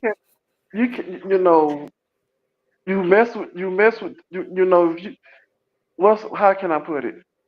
You roast the people that you like, and I like Will too. Will is my friend, and I treat all my friends like that. I roast every last one of them. Yeah, well, yes. I roast every last one of them. I haven't got to you yet, but but it's coming. And you know what I'll do? You know what I'll do? What's that? I've taken lessons. See, that's what I'll do. Got a lot of game cards. Well, you talk. I mean, don't you trash my game cards? That's not your fault. I'm going to tell you now. Gamecocks was one penalty away from going to the playoffs. Yeah. One penalty. Mm-hmm. 3 points. Yeah. They were 5 points away from being 11-1 this season. A lot of the Gamecocks became volunteer fans. You know that, right? Oh, I can't stand Tennessee. I can't stand Tennessee either. I'm a Gators fan, and I can't stand Tennessee. Well, and that stems from Lane Kiffin when he was coaching Tennessee Volunteers. Yeah, I couldn't stand Tennessee when Peyton Manning was there. Arrogant little punk. And I was glad when Tennessee got rid of him. But now he's over at Ole Miss. Come on, SEC teams don't hire Lane Kiffin. He's arrogant. Okay, well, I guess Ole Miss. I guess Ole Miss haven't learned the lesson. They're gonna learn the lesson. Oh yeah, They're gonna learn. they'll learn. They'll learn, and yeah, they'll be the most hated team in the SEC because of Lane Kiffin. I mean, like I say, I roast all of my friends. If you can't roast your friends, who else can you roast? I roast heads sometimes. Just like I told Heads that he looked like the wrestler Cactus Jack. But I can see that. I can see but that. I roast Heads all the time. I roast about the Chicago Bears. I roast Ray about Leo when she put out the video. I may post under there, give that cat more treats. Yeah. I roast up. I haven't got, like I said, I haven't got to you and David yet, but your turns is coming. Believe me, they are coming. Yeah, and like I said, I've learned from Will what to do with you. And you learn from Will to do with me. Will haven't even found out what to do with me yet. Here, let me demonstrate. See, you're gone. You're not on the stage. And then I can turn around and do this again. There, now you're back. Really? Like I said, I learned from Will. Well, you do know Will is a tyrant. Well, yeah, I do know that. And I Will do, is a tyrant with a capital T. I don't know why you call Heads a tyrant. Heads don't kick nobody off his show. Yeah, that's true. Hez does not kick anyone off the show. No, Heads does, but But then again, Will calls him a tyrant. But Will is a tyrant with a capital T and a Y. Yeah, but then again, we do misbehave a lot when we get on this show. That's the fun of it. Oh yeah, oh yeah. That is the fun of it. Mm-hmm. I mean, just like Florida Comedy Show. I was there. I wasn't on panel, but I was in the chat. I was too. Earlier tonight. I was too. I was kind of in and out for a little bit, but I was able to watch a little bit of it. I roast her too. I already told her. I said, "You want to be very careful with me, or I have another house for you."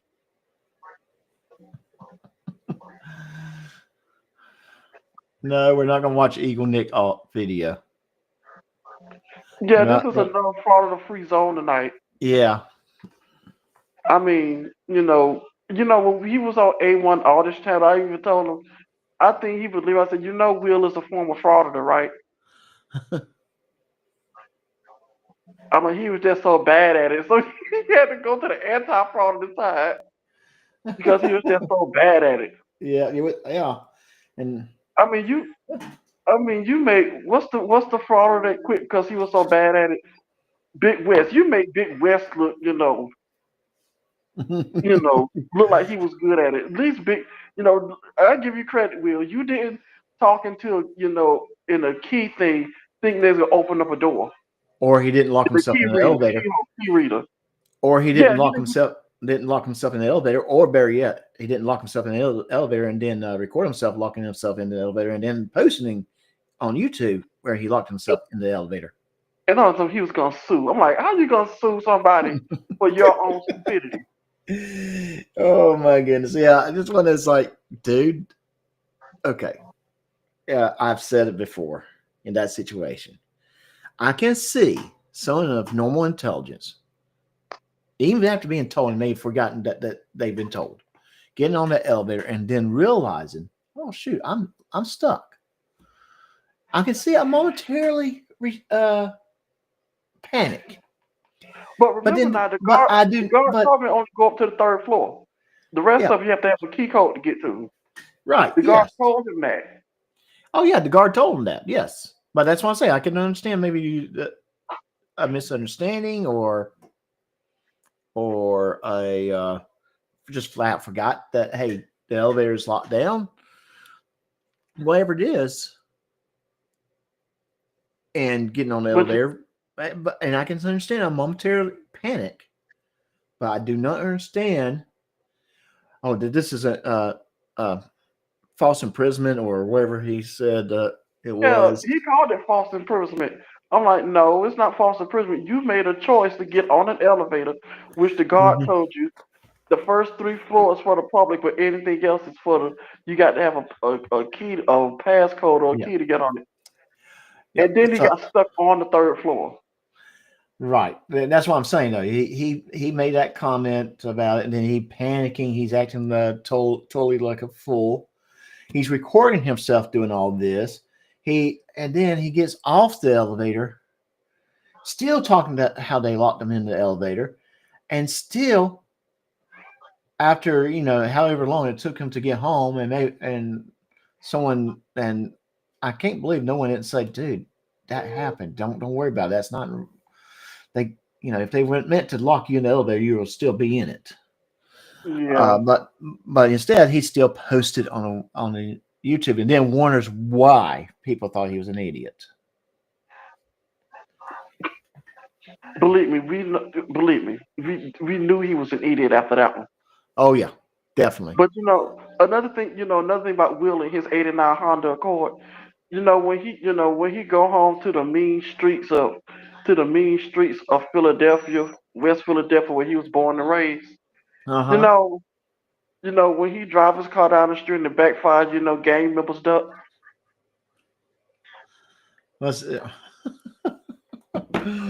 Okay. I mean, his car. Have you ever heard a Honda Accord backfire?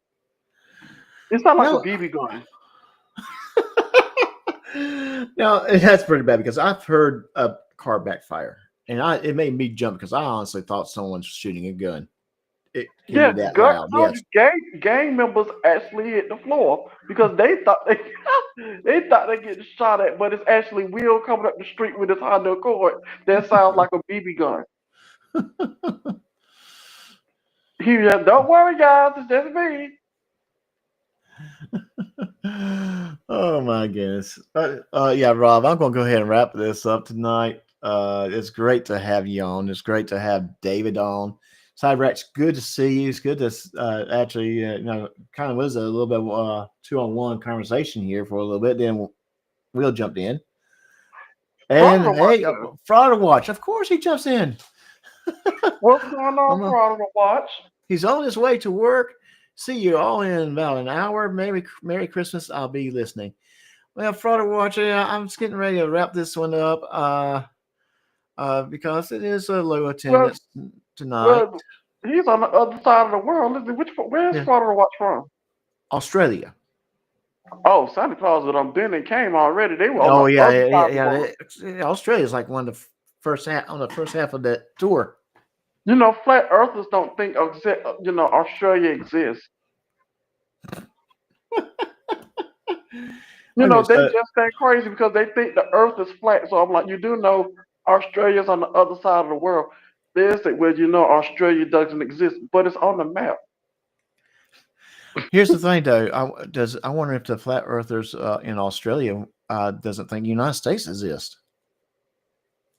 They probably think, well, if you keep going into the Atlantic Ocean or the Pacific Ocean, you just fall off. Okay, but what if you go all the way through and you run into, you take the Atlantic Ocean all the way through and you run into another country? Apparently, we haven't fallen off the map yet.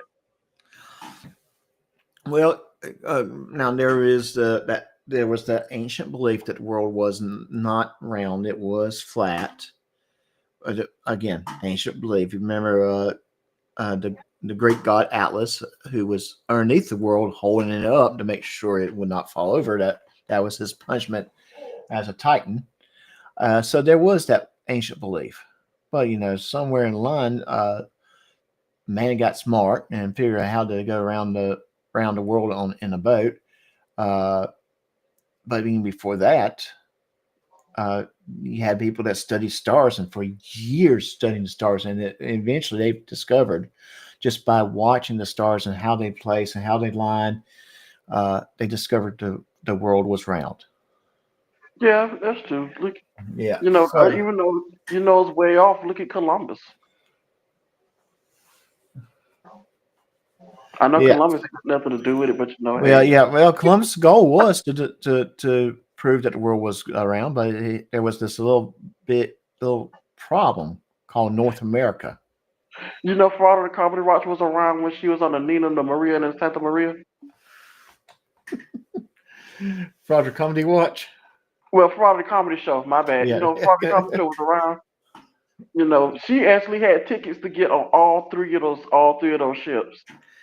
I mean, you know, she just had to pick which one, and she chose the one to say which one has the best food on it. I'm like, well, they all serve the exact same thing from the comedy show. Well, I want to get on the one that has the best food. Okay, pick the one in the middle. So that's the one her and wifey got on. You know, the Santa Maria. She Santa wanted Maria. to see Columbus. I'm like, did you know Queen Isabella gave him the money for those boats? Well, she didn't want to see Queen Isabella. She wanted to see Columbus. And then Columbus went the wrong way. He was trying to discover America, but he actually took the wrong direction and went through the Bahamian Islands. Bahamian Islands. What the heck is a Bahamian? Or was it Magellan? I can tell you that.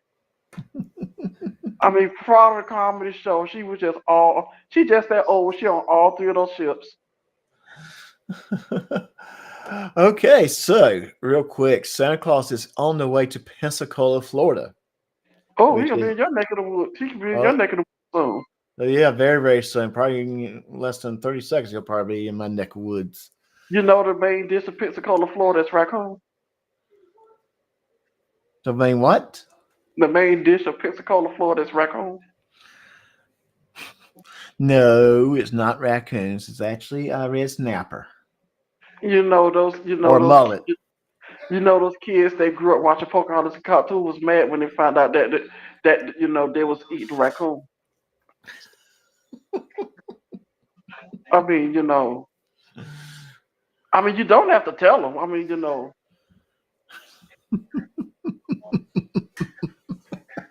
I mean, you don't. Just like in my apartments here. Is this lady that has a cat that looks just like a raccoon? I swore that was a raccoon. It looked just like a raccoon. The only thing, he didn't have a mask on his face. He had the stripes on his tail, but the only thing, he got white paws and everything. So I was like, lady, you holding a raccoon. This is my cat. Oh, better be careful. Raccoons carry rabies. Especially if they're out during the daytime, then you know something is wrong with them.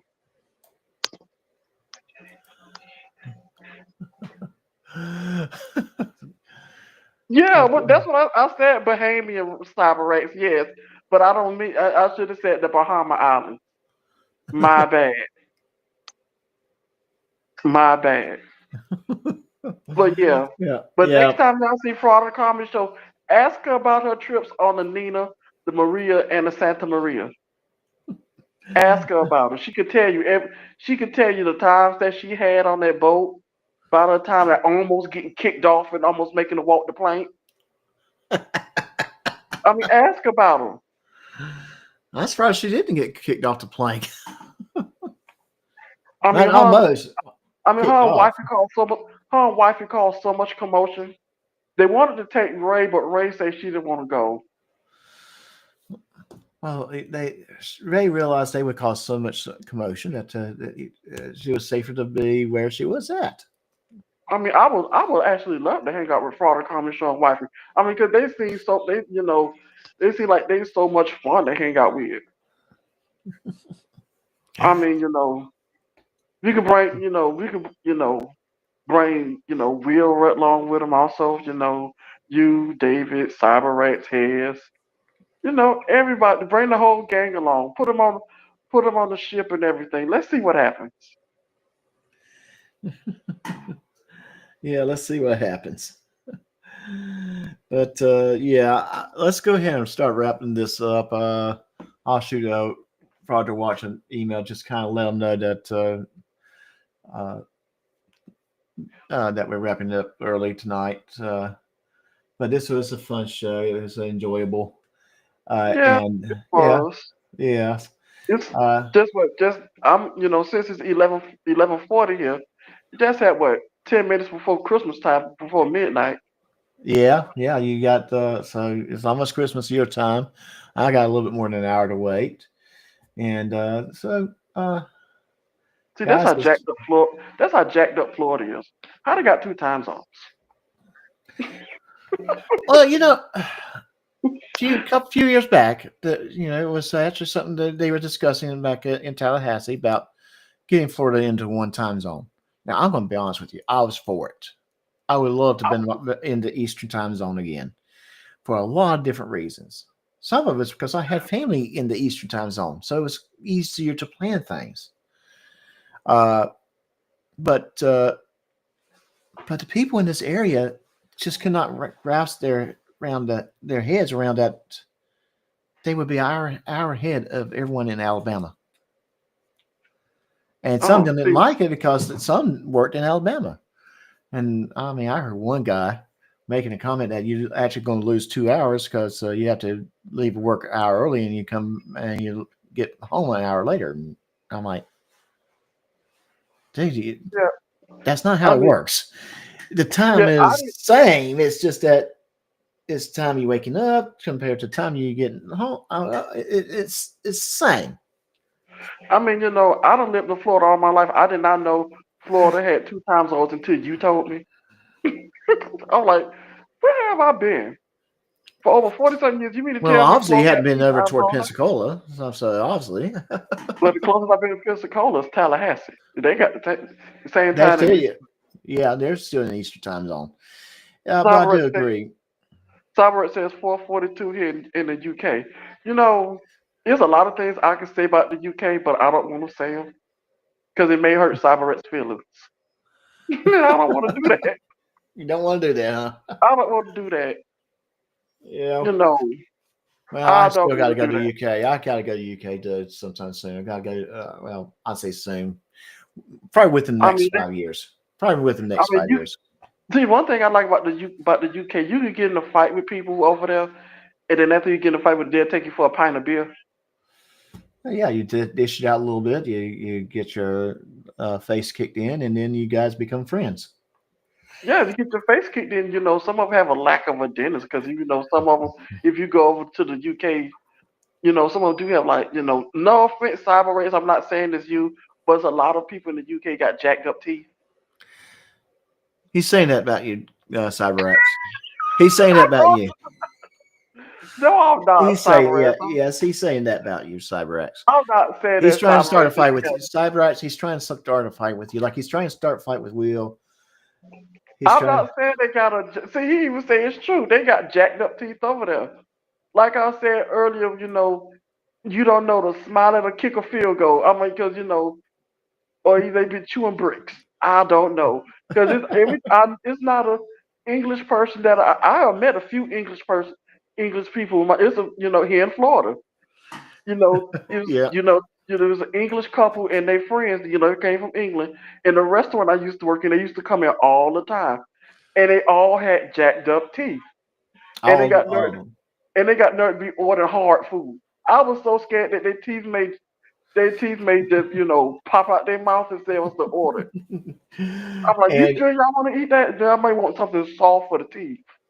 So Florida Watch, we did talk a little bit about NORAD Santa and where it came from, where it's originated from. But if we're still on, when you get able to get on, we can talk about it again. Because I just touched on it, just grazed it, because it was kind of one of those little interesting tidbits of history that I kind of like.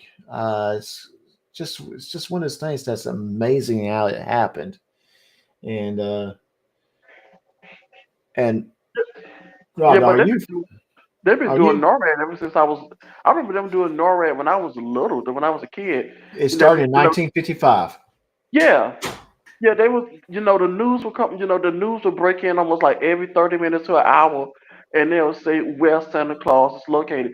But it's always kind of funny when the end of the night comes, Santa done gave out all the gifts and is how heading back on. I'm like, it's only been 3 hours. He worked that fast.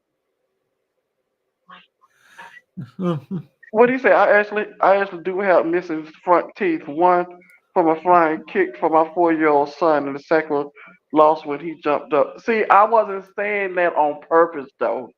I'm just like, some He of them was have like, some go left and some go right. I'm not, I'm not saying that every English person have bad teeth. I just say some of them do. Well, the reason why they got bad teeth in England is because their toothpaste is made out of sugar. Okay. No, the thing is, and then the thing is though, I'm like, I'm trying to figure out what problem they had with Scotland. I'm like, I thought they they basically the same. The English, they're proper. They're No, proper. so, The okay. Scottish, the So Scottish is that just plain, rugged and mean. okay. Don't piss So off the Scottish. well, it's kind of like asking someone that's living in Oakland why can't they get along with people in San Francisco? I'll just look at it like this, Or someone that lives the in Scottish. New York, New Jersey, asking why you can't get along with someone in New York, New York. I mean, the English they drink tea. You go to Scotland, they're gonna give you beer in the middle of the day, or either some type of hard liquor. Yeah, well, I have to have my scotch. I enjoy my scotch a little bit too much. Or they'll be offering you, you want some haggis? You know what? No, I do not feel like haggis today. But you have to take it because the Scottish should get mad at you real fast. Yeah, they will. They'll And get they want to very find out angry. what county you come from and everything. Well, they're trying They to want to determine what clan you're with. they want to give you a kilt. Excuse me, I don't wear kilts. I'm American. Well, you have to wear one here. Okay. Well, no, well, see, I got Scottish ancestry, so I would be glad to wear a kilt. Of course, knowing Hey, my rotten luck, the wind would blow just right, and then I would be showing everything. they could recreate that photo of Marilyn Monroe again. Hey, what you doing, Daisy? Huh? That's Daisy, the other kitty. Maybe she Yeah, want to get picked up. Maybe she want to snack. well, she wants to. She's sitting in front of my monitor, looking right at me. Yeah, she wants something. She does. Your attention, or be quiet, so I can go to sleep. I mean, yeah, yeah, are you getting your cats anything for Christmas this year? They got a brand new electronic litter box. Please don't let that scare them. Huh? Please do not let that scare them. Well, please don't. Hopefully, it No, won't. because I heard the story about this guy who bought an electronic litter box for his cat, Uh and still to this day, his cat would not go in there. huh. Yeah, I'm kind of a little worried about it, but we'll see. Hopefully, it'll be okay. And oh my goodness, But yeah, Chris, this time of the year it is kind of, to me, like I said earlier in the Florida comedy shows live stream, it's kind of tough for me, rough for me because 25 years ago today I lost my sister on Christmas Eve, oh, and the first couple of Christmases was hard, but it got better. yeah. It got It- better. I had lost my sense of humor for a little while, but hey, it came back. Yeah, well, I can understand that. I really can. It's when you lose a loved one, especially during Christmas time, it's very difficult to And I had just do came back from one doing part. Christmas shopping. Yeah. I had just came back doing Christmas shopping. And this was, Did you get Did you get Will a sippy cup? No, I should have got Will. I should have got Will a flask, or better yet, a whole new car. Because Nah, that Honda ain't gonna make it. Will's going to have to get his own car. I mean, or either go to the police auction or something. Yeah, that's true. Get him one of them used Ford Explorers or Dodge Chargers for like around 3,500. Let me find out. Let me find out that he went and bought a police car. I'm gonna take my camera and audit it. Why'd you look at? I'm like, you bought a police car, man. This is a police car, right? It still have the two huge bumpers in the front.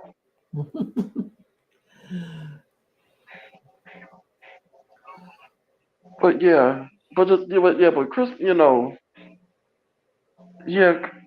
I was telling them, it was, the first couple of years after she passed away, it was hard. It was hard, but now, Yeah. I know it's been 25 years, but I still miss my sister. I still miss her. Well, I know the feeling. I do. Not a sibling, but my father, and there are times I do miss my father. Especially she was just 14 years old. So. Mm. So yeah, she was 6. Yeah. Yeah. Well, that is very, very rough, and and it's not a pleasant thing. That's for sure. Mm-mm. Yeah. Yeah, the cat's Daisy's being sweeter than usual. That's okay, Daisy. You're a good girl. Yeah, that's how you know they want something when they be more friendlier than usual. After they get what they want, when you try to pet them, then they run off or either hiss at you or scratch you or try to run off. Or or slap your hand or something. True story. This is one of my comical things I see my cat do. I was taking a nap and what you doing? Hang on. I'm sorry. Oh, there we go. Cat got on the keyboard. All right. So I was taking a nap in the middle of the afternoon, and when the cats joined me, now I couldn't get underneath the covers because the cat was on top of the covers. So I had to sleep on top, sleep without any covers. So kind of a little nifty because it wasn't really cold, but you're so used to being underneath the cover that so you can stay warm while you're sleeping. Took maybe a 30-minute nap. Woke up. I put my hand on the blanket where the cat was sleeping on top of. She sees it, and she started hitting it just really hard. Well, hard for her. Not clawing the hand, hitting the hand. Like, no, get your hand off the blanket. You're not taking this from me. Right. Yeah. I just laughed at it. It was kind of funny because then I just started putting my hand right there, and she would do it again. No. I tell you, cats are crazy. Yeah. Excuse me. Yeah, they're that's what it is. They're crazy when they come. They're crazy, but the reason why I like cats because they could be petty sometimes. Oh yeah, they can definitely be petty. They could be petty sometimes. Then they could look at you like I'm judging you. Well, that's why I'm staring at one right now that's looking at me that way. Just got to give you the mean eye. Like, leave me alone.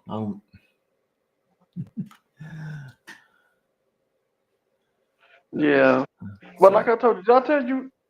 Did I tell you what happened to my cat though? Yeah, he kind of found himself a new home.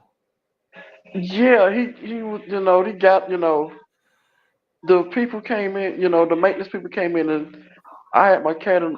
I put my cat in my room, and they were supposed to come in and check out the leak in my bathroom, and then I get a call saying, Mr. Thomas, I think your cat got out. How my cat got out, and he was in my room, and the room door was closed, so you all had to go in my room. Yeah, I would be kind of. So the cat got, so she, he got out, and for a couple of weeks, I was out looking for him. Then one day, it was actually a Saturday. One Saturday I went out, to take the garbage out, and I was looking over. I seen these two kids playing with a black and white cat that looked so familiar. Like that cat looked so familiar. So I walked over to him, and it was my cat. And I told him, he was there. I asked the guy, like, where did you get the cat from? He said, oh, we found him. He didn't have a collar on, and we just took him in. He's been with us for the past 3 weeks. And the kids started, grew attached to him. Look, especially little kids, they grow attached real fast. Right. Yeah. I didn't have the heart to take my cat away from him. I'm like, well, long as you all, I told him it was my cat, but long as you all take care of him. I didn't have the heart, to take him away from him. I couldn't do it. Yeah. Yeah. But I told the guy, I said, I got a whole bunch of his cat food and all this cat stuff. You want to come by my apartment and get him? And he came by and got him. Yeah. I just told him, make sure I told him he love his catnip. Just make sure you give him his catnip. Yeah. But yeah. Maybe I was crazy for doing that, but hey, I was looking at the kids. Yeah, and here's the thing: if your cat was happy to be in there,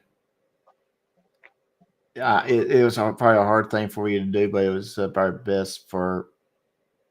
It was probably the best for him also. Yes. Even though he was happy here, but when I did adopt him, the lady did say that he came from my house that had kids and everything in it. So. Okay. Yeah. Then that would definitely be a something he probably liked. Yeah. Yeah. Yeah. Now. So yeah, I didn't have a heart to take him away. I couldn't. So and I don't know familiar with the story with my 3 cats. One of them I did adopt. Apparently she was adopted from the same cat shelter, and the person that adopted her passed away. Family couldn't take her in because my guess they had dogs and she does not like dogs, so they had to surrender her back to the cat shelter. So that's the first one that we adopted and then brought in. Fast forward a few months, and next thing I know, we're outside. We're doing a fish fry. And this cat wanders into the yard. And she didn't run away or anything. My son's girlfriend approached her. And I give her a hard time to this day because they're still together. I give her a hard time for this today. She fed the cat fish. And that cat hang around outside for 2 weeks. Did not go anywhere. She did not go. You feed a cat won't leave. No, yeah, exactly.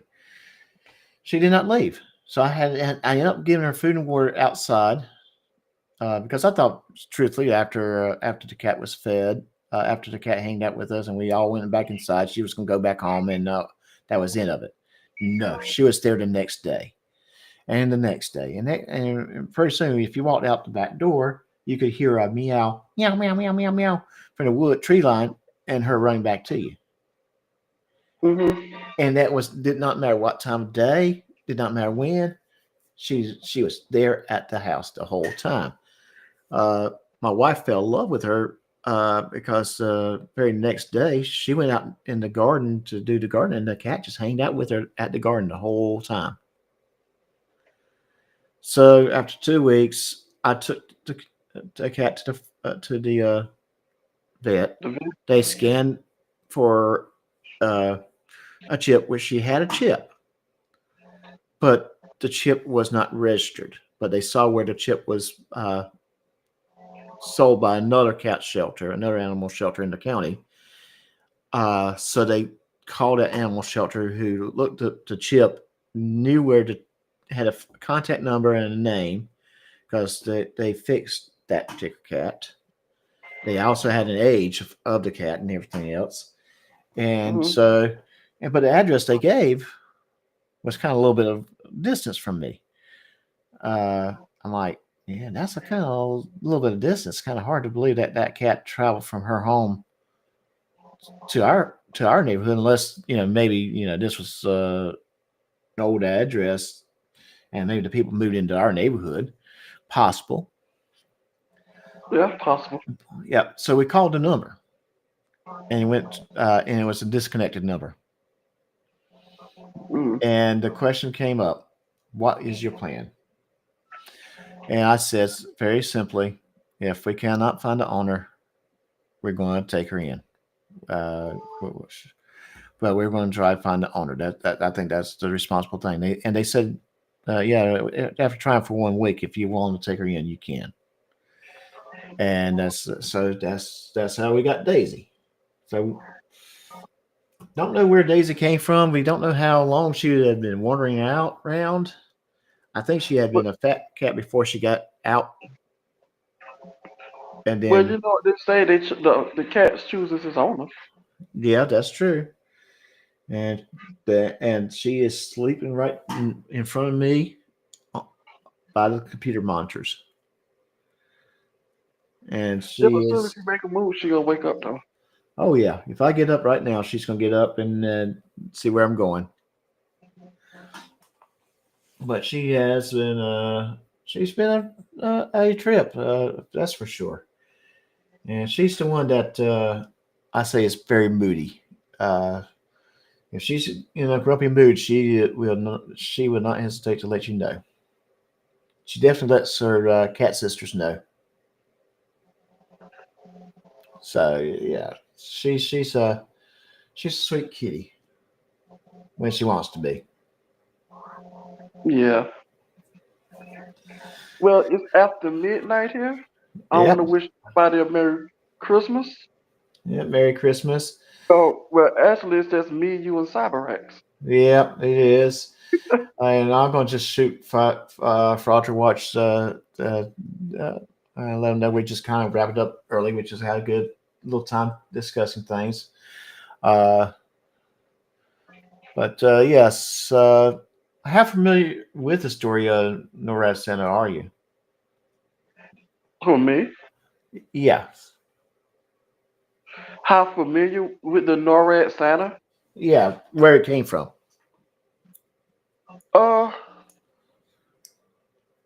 I know you just said it started in 1955, right? Yeah, it started around 1955. So how it got started was there was a newspaper ad that ran for, I want to say, Sears back then. Mm-hmm. And that ad was to call Santa on Christmas Eve night. And the number they listed, the paper that the advertisement listed, was the wrong phone number. Oh, okay. Okay. And that wrong phone number was to an office in NORAD. So when kids started calling, like in another country? Huh? Is that in another country?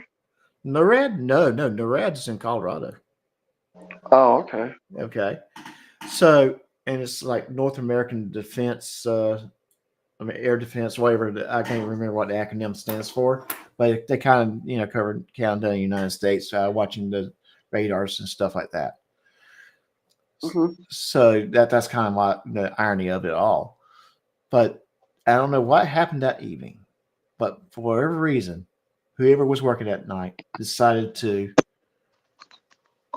let the kids know where Santa was at.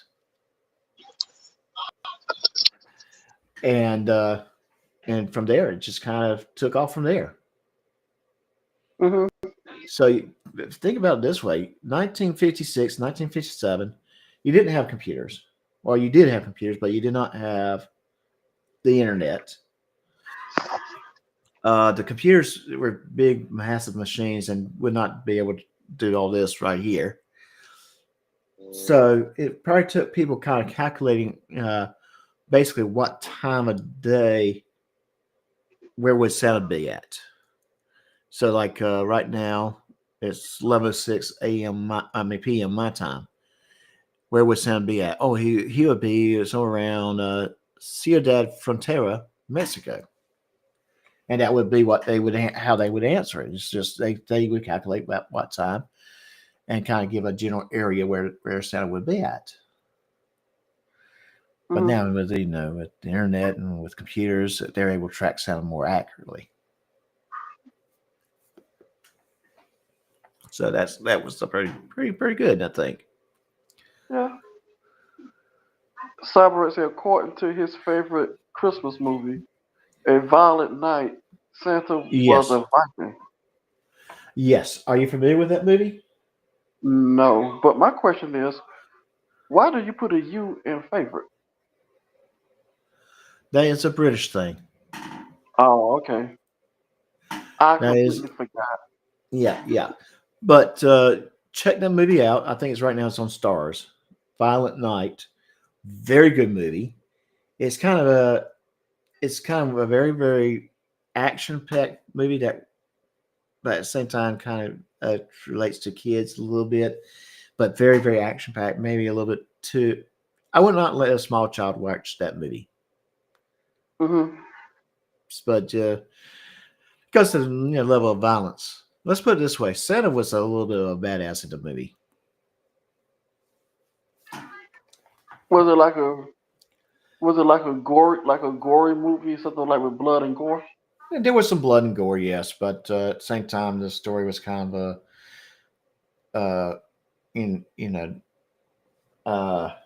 rich family taken hostage by a terrorist who's trying to rob the family or something like that, and they did not anticipate Santa Claus to be there, and to make things even worse, Santa Claus has been spiraling because he's just getting frustrated about being Santa Claus until that evening, and that kind of recharged him because he finally met the little kid that truly had Christmas spirit.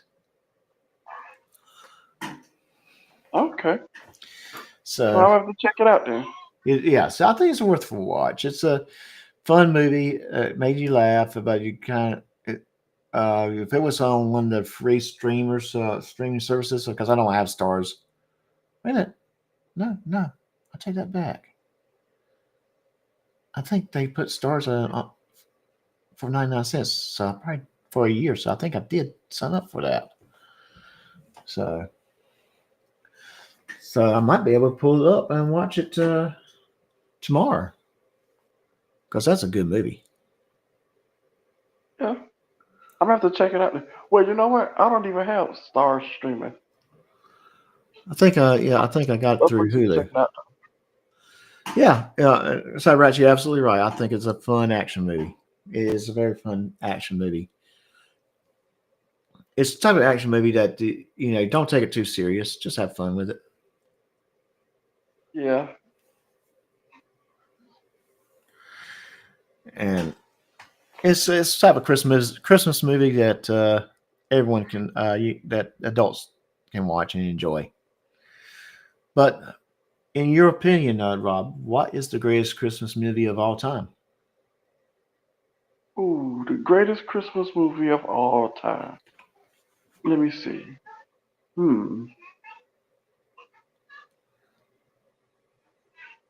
I know what a lot of people would say. They would say, oh, the greatest Christmas movie of all time was It's a Wonderful Life. Mm-hmm. But that's what they'll probably say. But for me, I have to say the greatest Christmas movie probably was the very first Home Alone movie. Oh, that's true. Home Alone would be a Christmas movie. See, when I was a little, Home Alone was like one of the main movies. But it was what, 1990, 89 to 1990.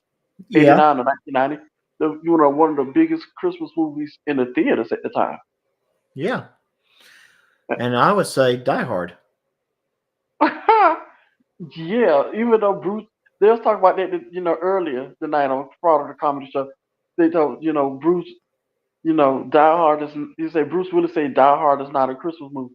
I'm like, but that's all you see on Christmas. Is Die Hard movie.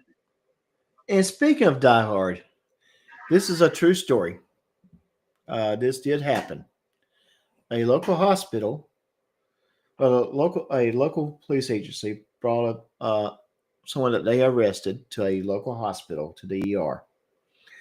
I don't know why they brought the person in more likely because he got arrested. He said he's something certain, so they have to do that to make sure they don't put him in jail and he dies on them, or for their own, protect their own backs. But they brought this guy to the ER, and he had to go to this prisoner needed to go to the bathroom. So the police officer took the handcuffs off, and he went into the bathroom. And when he went into the bathroom, the prisoner, he escaped into the ceilings. Mm-hmm. The hospital went on lockdown for an hour and a half because he was up in the ceilings and they were trying to capture him. And then you're talking about Die Hard, another Die Hard situation on Christmas time. Okay. Yeah. Just like I was just, because I'm sitting in my living room, doing on the live stream with you, and I'm just going through the guide, and they got a marathon of Rocky movies on for Christmas Eve and Christmas Day. I'm like, so they consider Rocky movies now of Christmas? I'm like, you want to put that on Christmas Day, and Christmas Eve, and they rerunning them the entire day, today and tomorrow, the exact same movie. I'm like, we already know what happened, in the first Rocky. Wait a minute, do he lose in the first? Rocky movie? He lost in the first Rocky movie. I thought so. I'm like, he loses. Yeah, but that was the whole thing, though, about him pushing forward and trying hard. He may have still lost, but he gave his all in a fight that many people say he was so much of an underdog. So, but then of course he wins in the second movie. Yeah, he wins in the second movie. Yeah, but when does Apollo Creed dies in the third movie? No, Apollo Creed dies in the fourth movie. Fourth movie. Yeah, See, that's when the Russian beat him up. Yeah, he was like, I will break you. Yeah, the third movie was when was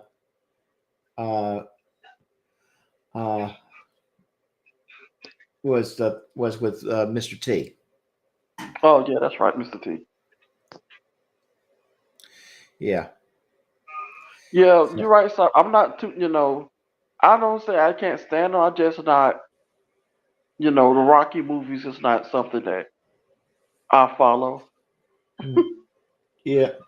Oh yeah. Rocky's he lost. He loses in the first one. Yes, he loses in the first one. The fifth one was not that great. It was one of those, but then the later Rocky movies, they were pretty decent. They were pretty good. It was kind of like Rocky, old age Rocky. What did he do after he retired from boxing? How did he live his life? Yeah, and, and then he kind of took over with the Creed movies. So what do you think is the greatest Christmas movie of all time? Die Hard. Oh, you did say that. Die Hard. Yeah, either that or the Star Wars holiday special. This just like every Thanksgiving when they show the Wizard of Oz. Oh gosh, TBS, yeah. On TBS, and it's nonstop. I say, if you don't seen the Wizard of Oz so many times.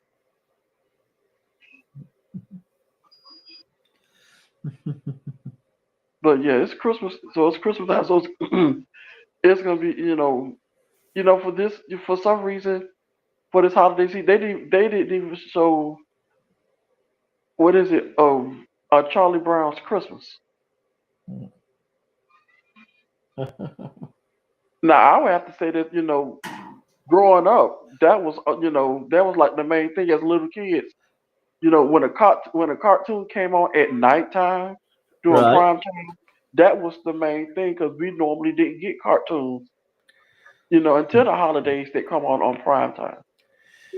Now here's the thing that kind of you don't have Saturday morning cartoons anymore. No, you don't. No, and that's what I think. That's what a lot of these children just missing out on. I'm like, remember the day, when you get your, Saturday morning cartoons, you go get your bowl of cereal, and you Mm-hmm. go watch TV Saturday mornings, eat your bowl of cereal. Then after you get to watch your cartoons, you go outside and play. At least that's Yes. what I did. Oh yeah, that's what I did too. Watch it for. Excuse me. Yeah, I think I'm getting done. I think it's about that time for me. Yeah, it is getting late. It's what 12. Well, here it's 12. It's 12:17 a.m. So Yep, yep. And right now, Santa Claus is over in Eureka Springs, Arkansas. His last visit was in Shreveport, Louisiana. oh, Eureka's in Arkansas. Here in Bill Clinton territory. I'm like, y'all may want to be careful out there in Arkansas. Oh yeah, he may have to be careful.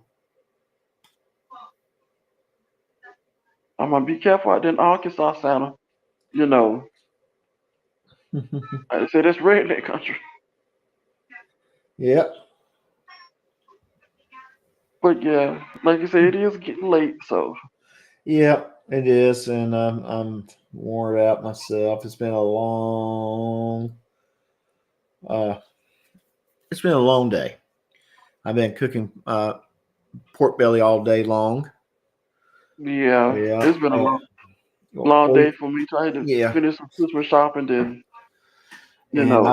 I'm going to tell you, you're going to be jealous, but Rob, that pork belly came out so good. Oh my God. So basically what I am doing, I made somewhat like adobo / burnt ends.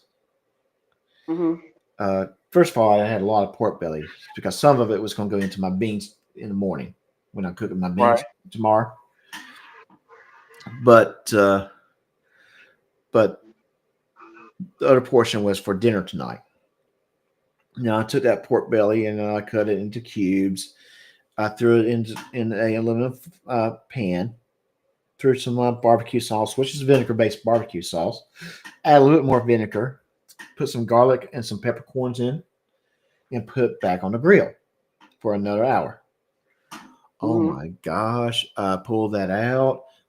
Got me a little bit of rice. Put some of the pork belly with that barbecue sauce on top. I'll tell you, my tongue was beating my brain trying to get to it. It was so damn good. It even sounds good. Oh yeah, it was good, man.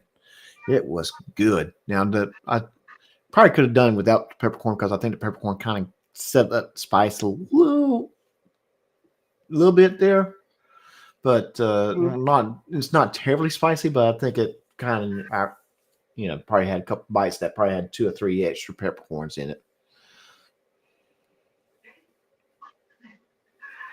So yeah, but I did that all day long. Yeah, sounds like a busy day, a busy Christmas Eve. Yeah, and but I was so happy with how that turned out.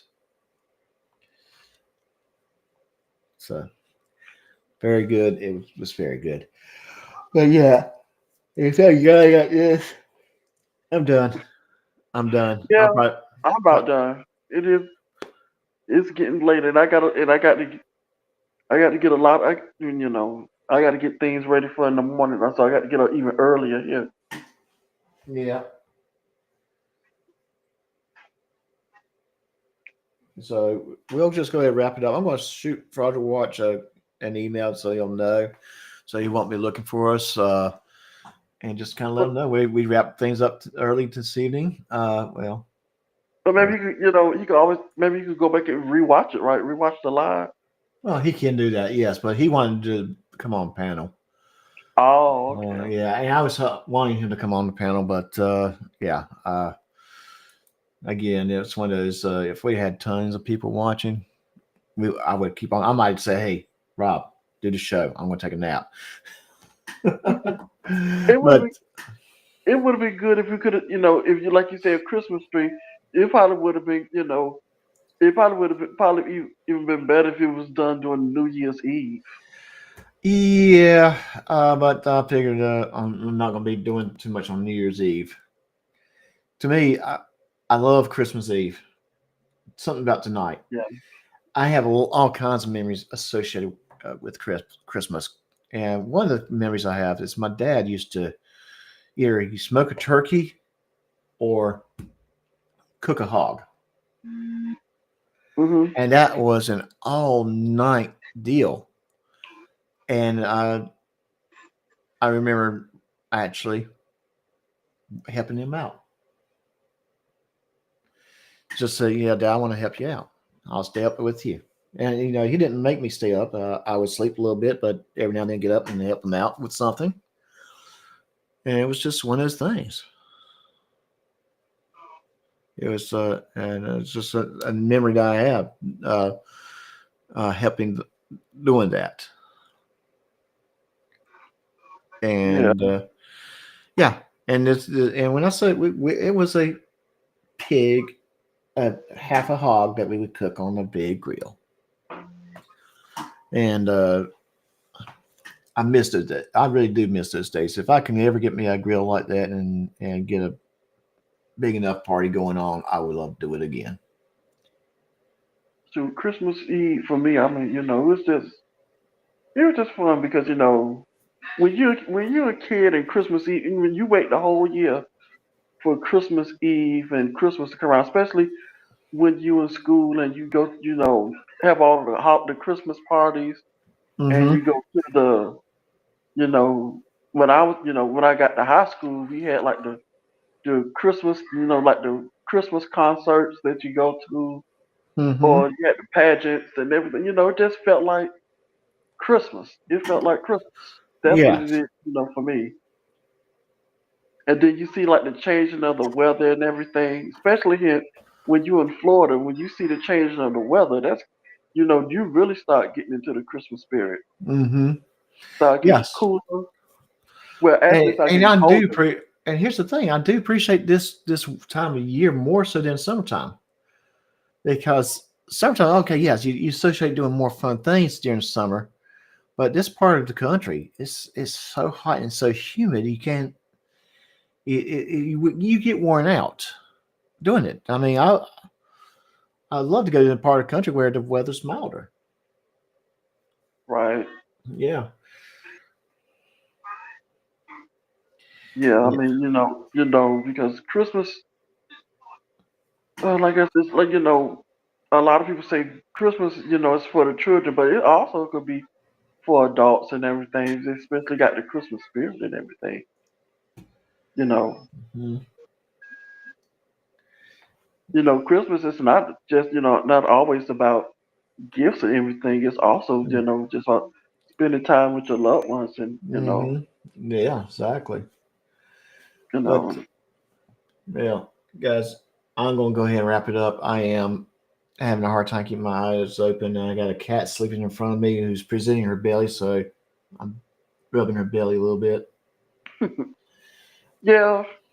Go ahead and get you some rest, and I'm getting ready to get me some rest for the day. Yeah, for the night. CyberX, is so good to have you with us. Thank you for joining us, and I appreciate it. And Rob, thank you, CyberX. Thank you. And if Will's still out there, I don't know if he is or not.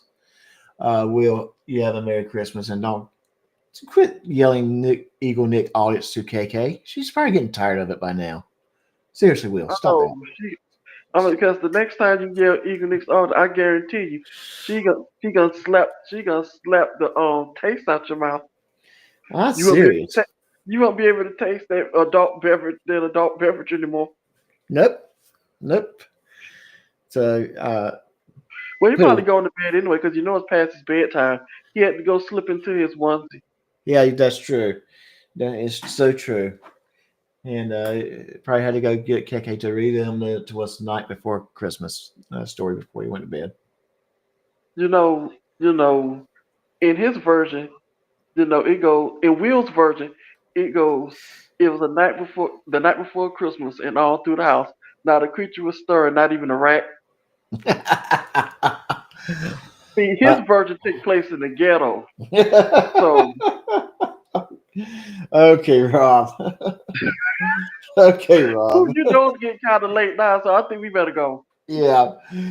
So, guys, take care of yourselves. Have a good time. Until next time. I already said take care of yourself. So good night and Merry Good Christmas. night, well, CyberX. Yeah. And y'all have a good night and a Merry Christmas. Yes. All right. Bye-bye.